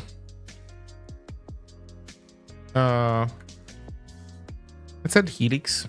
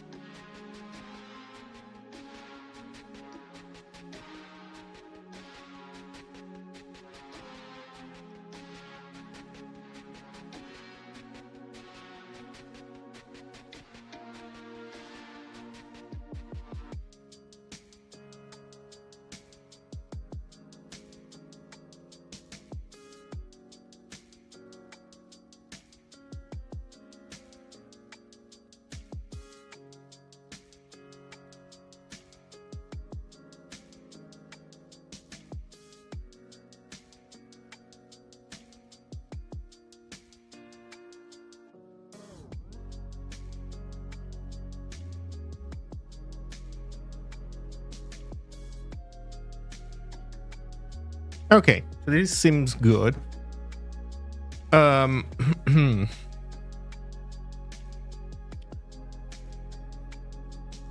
Let's go check VS Code.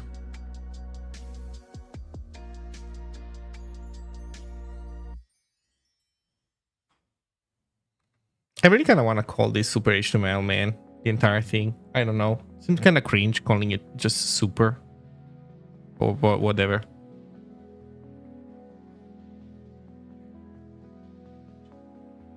Okay, so I think that this was converted correctly. Oh, no, you know what? Everything is fine because that's why my thing works. That's why I could debug correctly. So this is actually already been updated. So its status.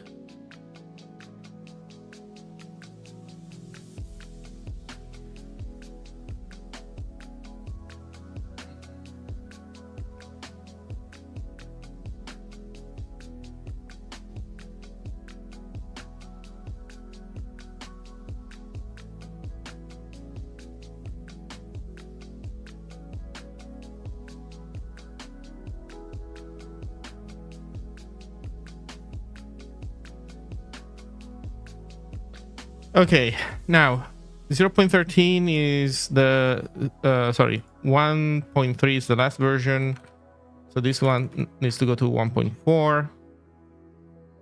And also here, which version are we at? Maybe it's in the build script. No.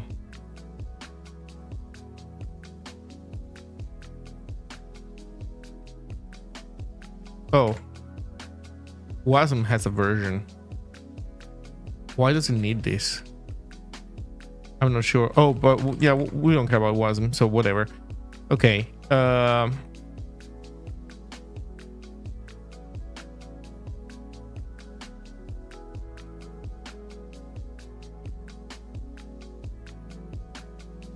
Okay, so next is Zig build release. Oh, probably should have emptied it first. Oh well, I'll rerun it in a moment.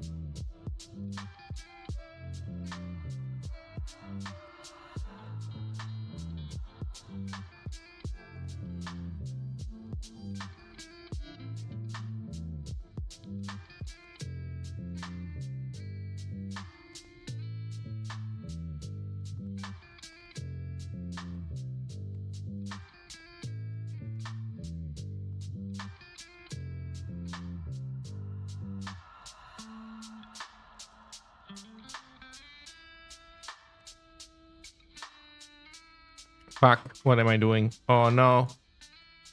I'm so sorry, Linux. I mean, GitHub. I'm making you waste space for no reason. Oops.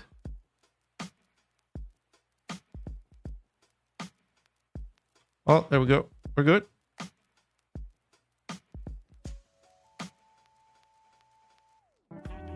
Somebody was mentioning that there's like assets on GitHub, which is where your stuff goes when you drag and drop it into that editor box. Is that something that I can manage myself? Do I have like assets in here somewhere so that I can delete weird stuff that goes in there?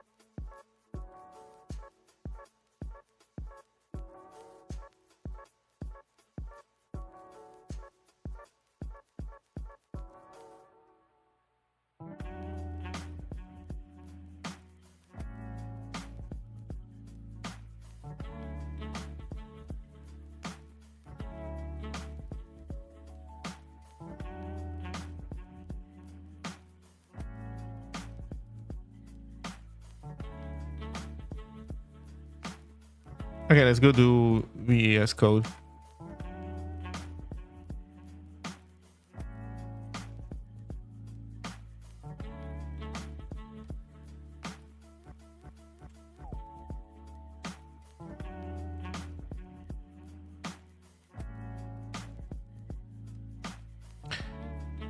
So done.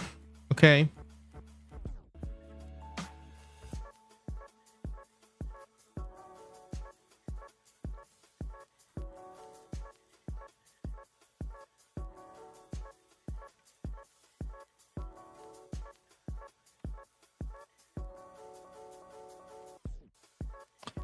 Should I maybe create a new one called Super HTML? You like make an extension here? You can update it, you can unpublish it, you can remove it.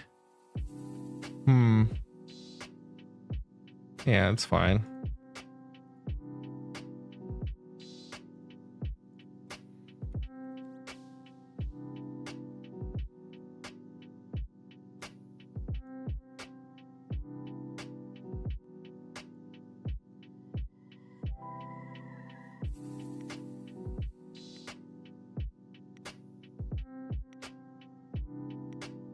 Hello, egoist.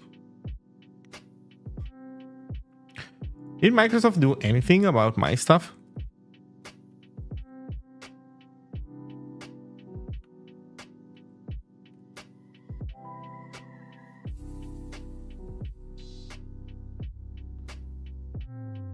Uh-oh. Uh-oh, still stuck at 3 weeks ago. Uh-oh. Nothing is moving forward. Uh-oh.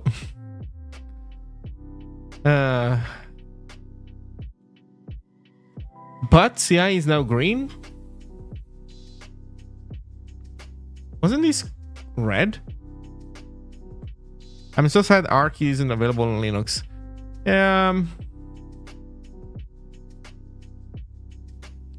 Wait, did their blog post stuff get updated also as well?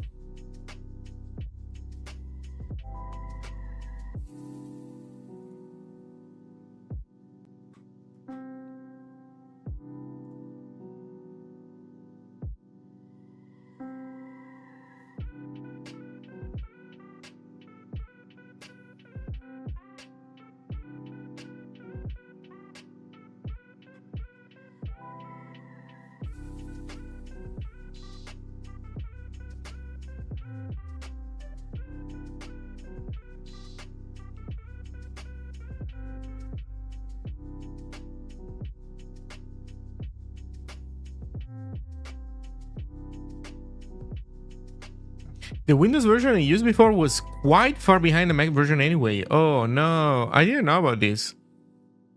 That's it's kind of cringe, honestly. Now when you see this, like where you see the platforms like get out of alignment this much. So weird. So weird. At least, I don't know, that's my perspective from a Zig user. I mean, I get it, that it's like my software also sometimes doesn't have every platform support. But at the same time, man, it's like you're making such a big project, like you probably can do better. Anyway. Cristiano Ronaldo joined the live. What does a HTML language server do? It tells you when you write something wrong, and maybe also gives you auto formatting. So it is that you open an HTML file and you write something that isn't correct HTML, and it tells you. It tells you that you wrote it wrong and then you need to fix it. That's what it does.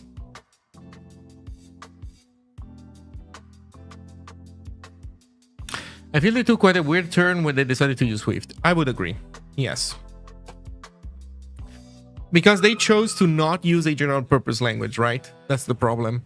And that choice has horrible implications when you want to do things for more than one OS, which is the reality. It's very annoying because people are not even used to thinking about this problem this way, but it's real. It's so freaking real. And like you kinda set yourself up for real failure, in my opinion. unless you're unless they are like so hardcore that they can get into the Swift compiler and change how it works in case they need to fix a bug for Windows.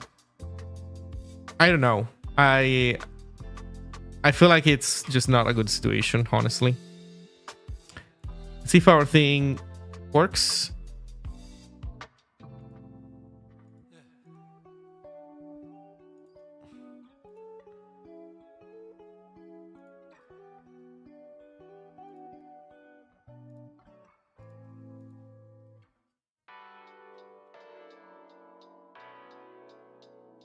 Shit, I need to change the readme. Fuck. Okay, we can do that in a moment. See if it works now. At first.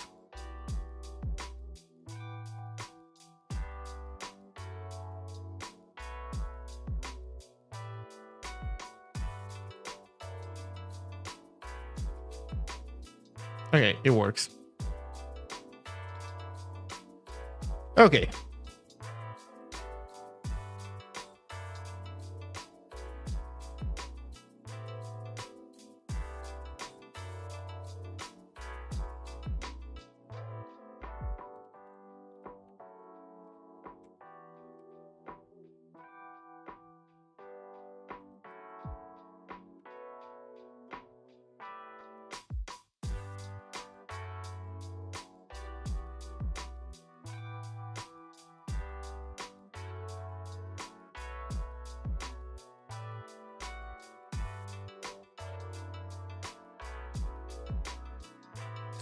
Hey, have you considered publishing the extension on OpenVSX too? I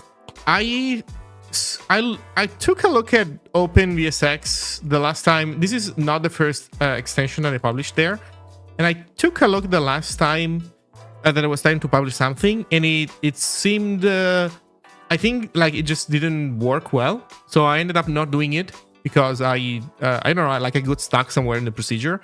You know what? I'll try again. Right now, I'll try again and see if we can make it work. But we'll see. We'll see. So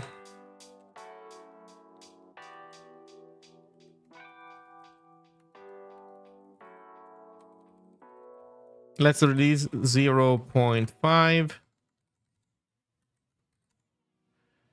VSC package. Update.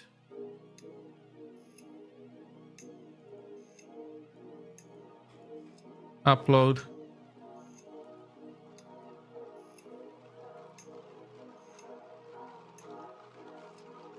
Publish. Login from GitHub.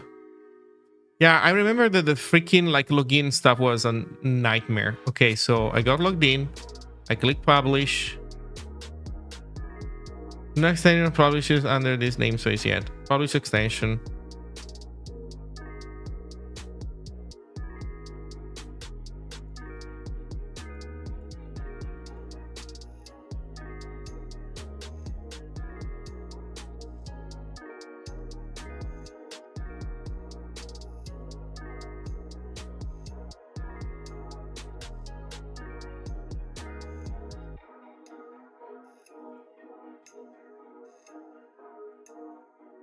Extension not found. What do you mean, dude? I just sent it to you. Like 1 freaking second ago, man.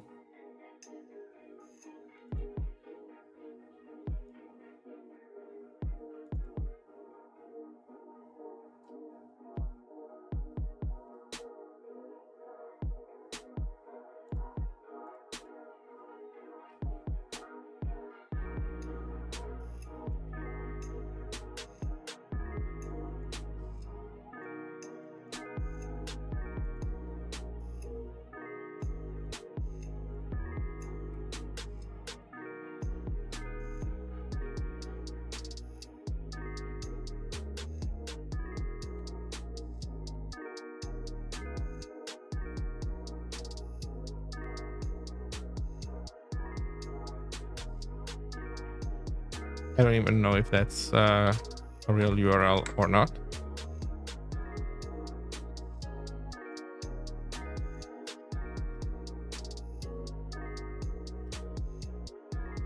or whatever.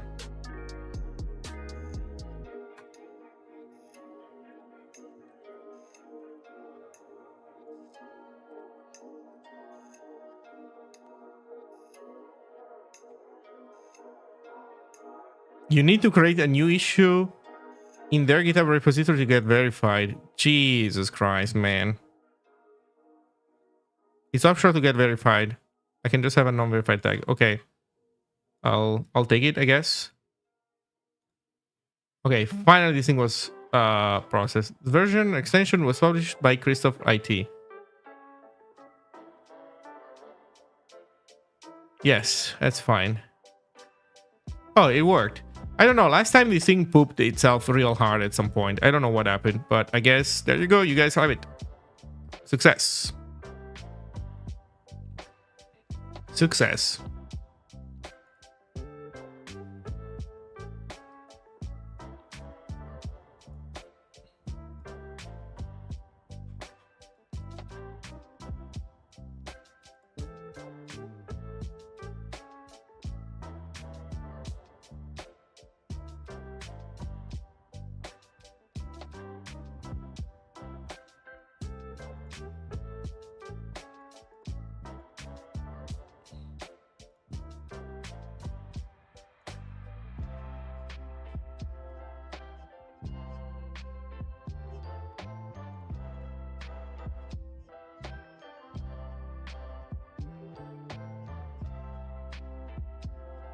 Nice.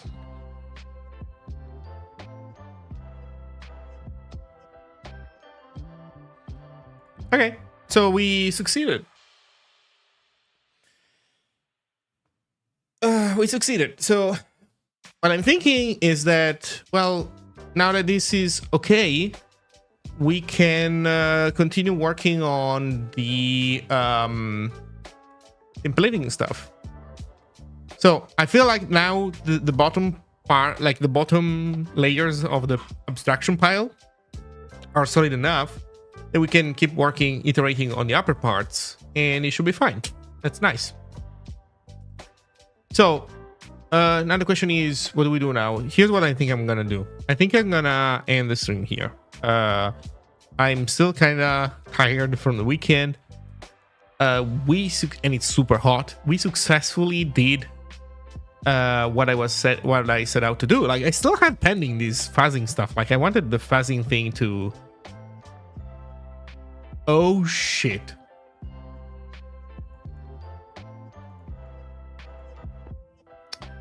We got six crashes. AFL has been doing good work, huh? Okay, so there's more crashes that we need to fix. So that's good.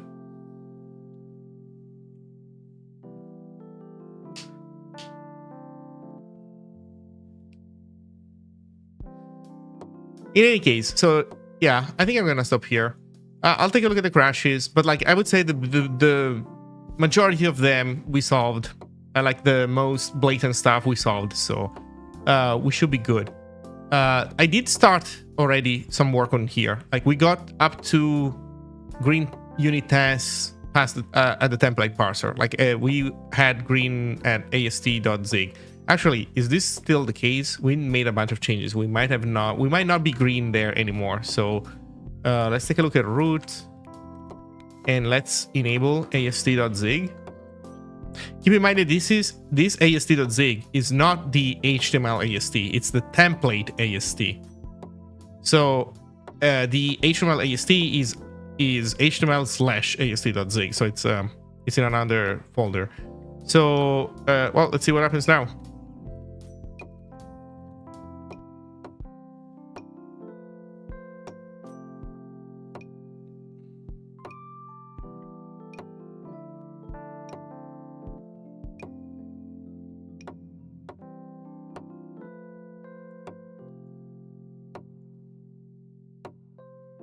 There's a test that failed, but like that's correct. This is clearly not indented correctly. What's going on here? No, actually, what Yeah, what is going on here?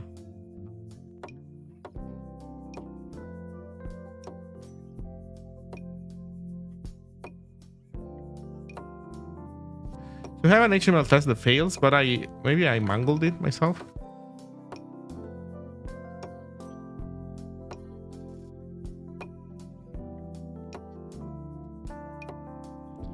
Okay, let's do this. Fuzz. Comment this out.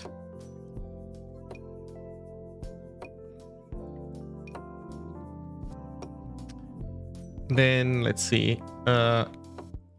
What?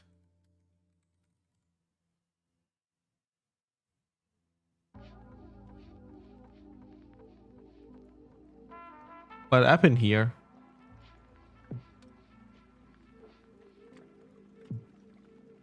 Oh, okay. It's shorter because B goes here.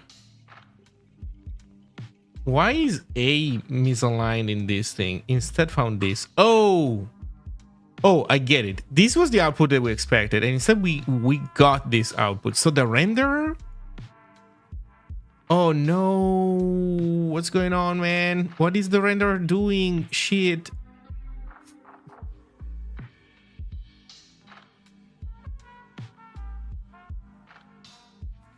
And I suspect that pre has to do something with it. We did change something that had to do with indentation levels and PRE, right?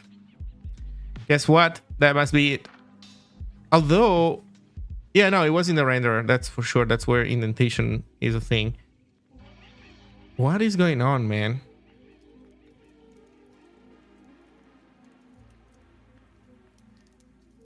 If PRE is 0, we increase indentation.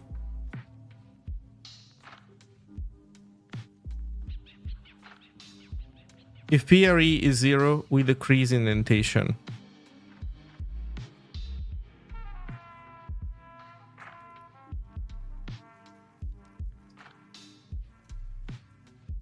Oh, but you know what the problem is? When it's PRE itself.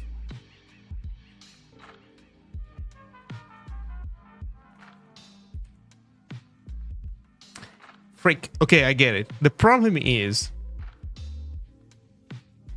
I guess another option would be just do the counting, ignoring PRE or not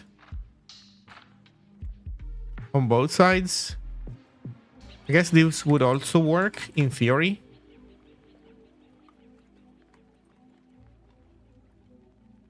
Yeah, now we don't fail that test anymore. Yeah, that's fine. Where did I have this before? Okay, it was at the end, so moving it outside does nothing. That's fine.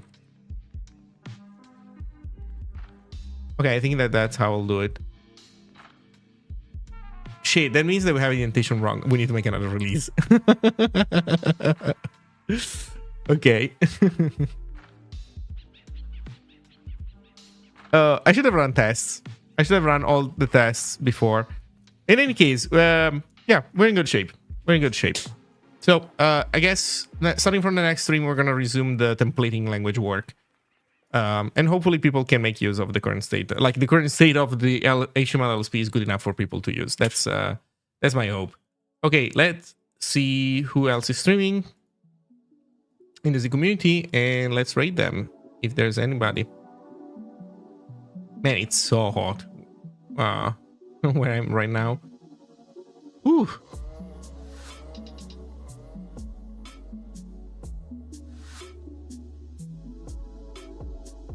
Yeah, I promise longer stream next time. You know what? I'll send you all to watch some Elixir at Twige.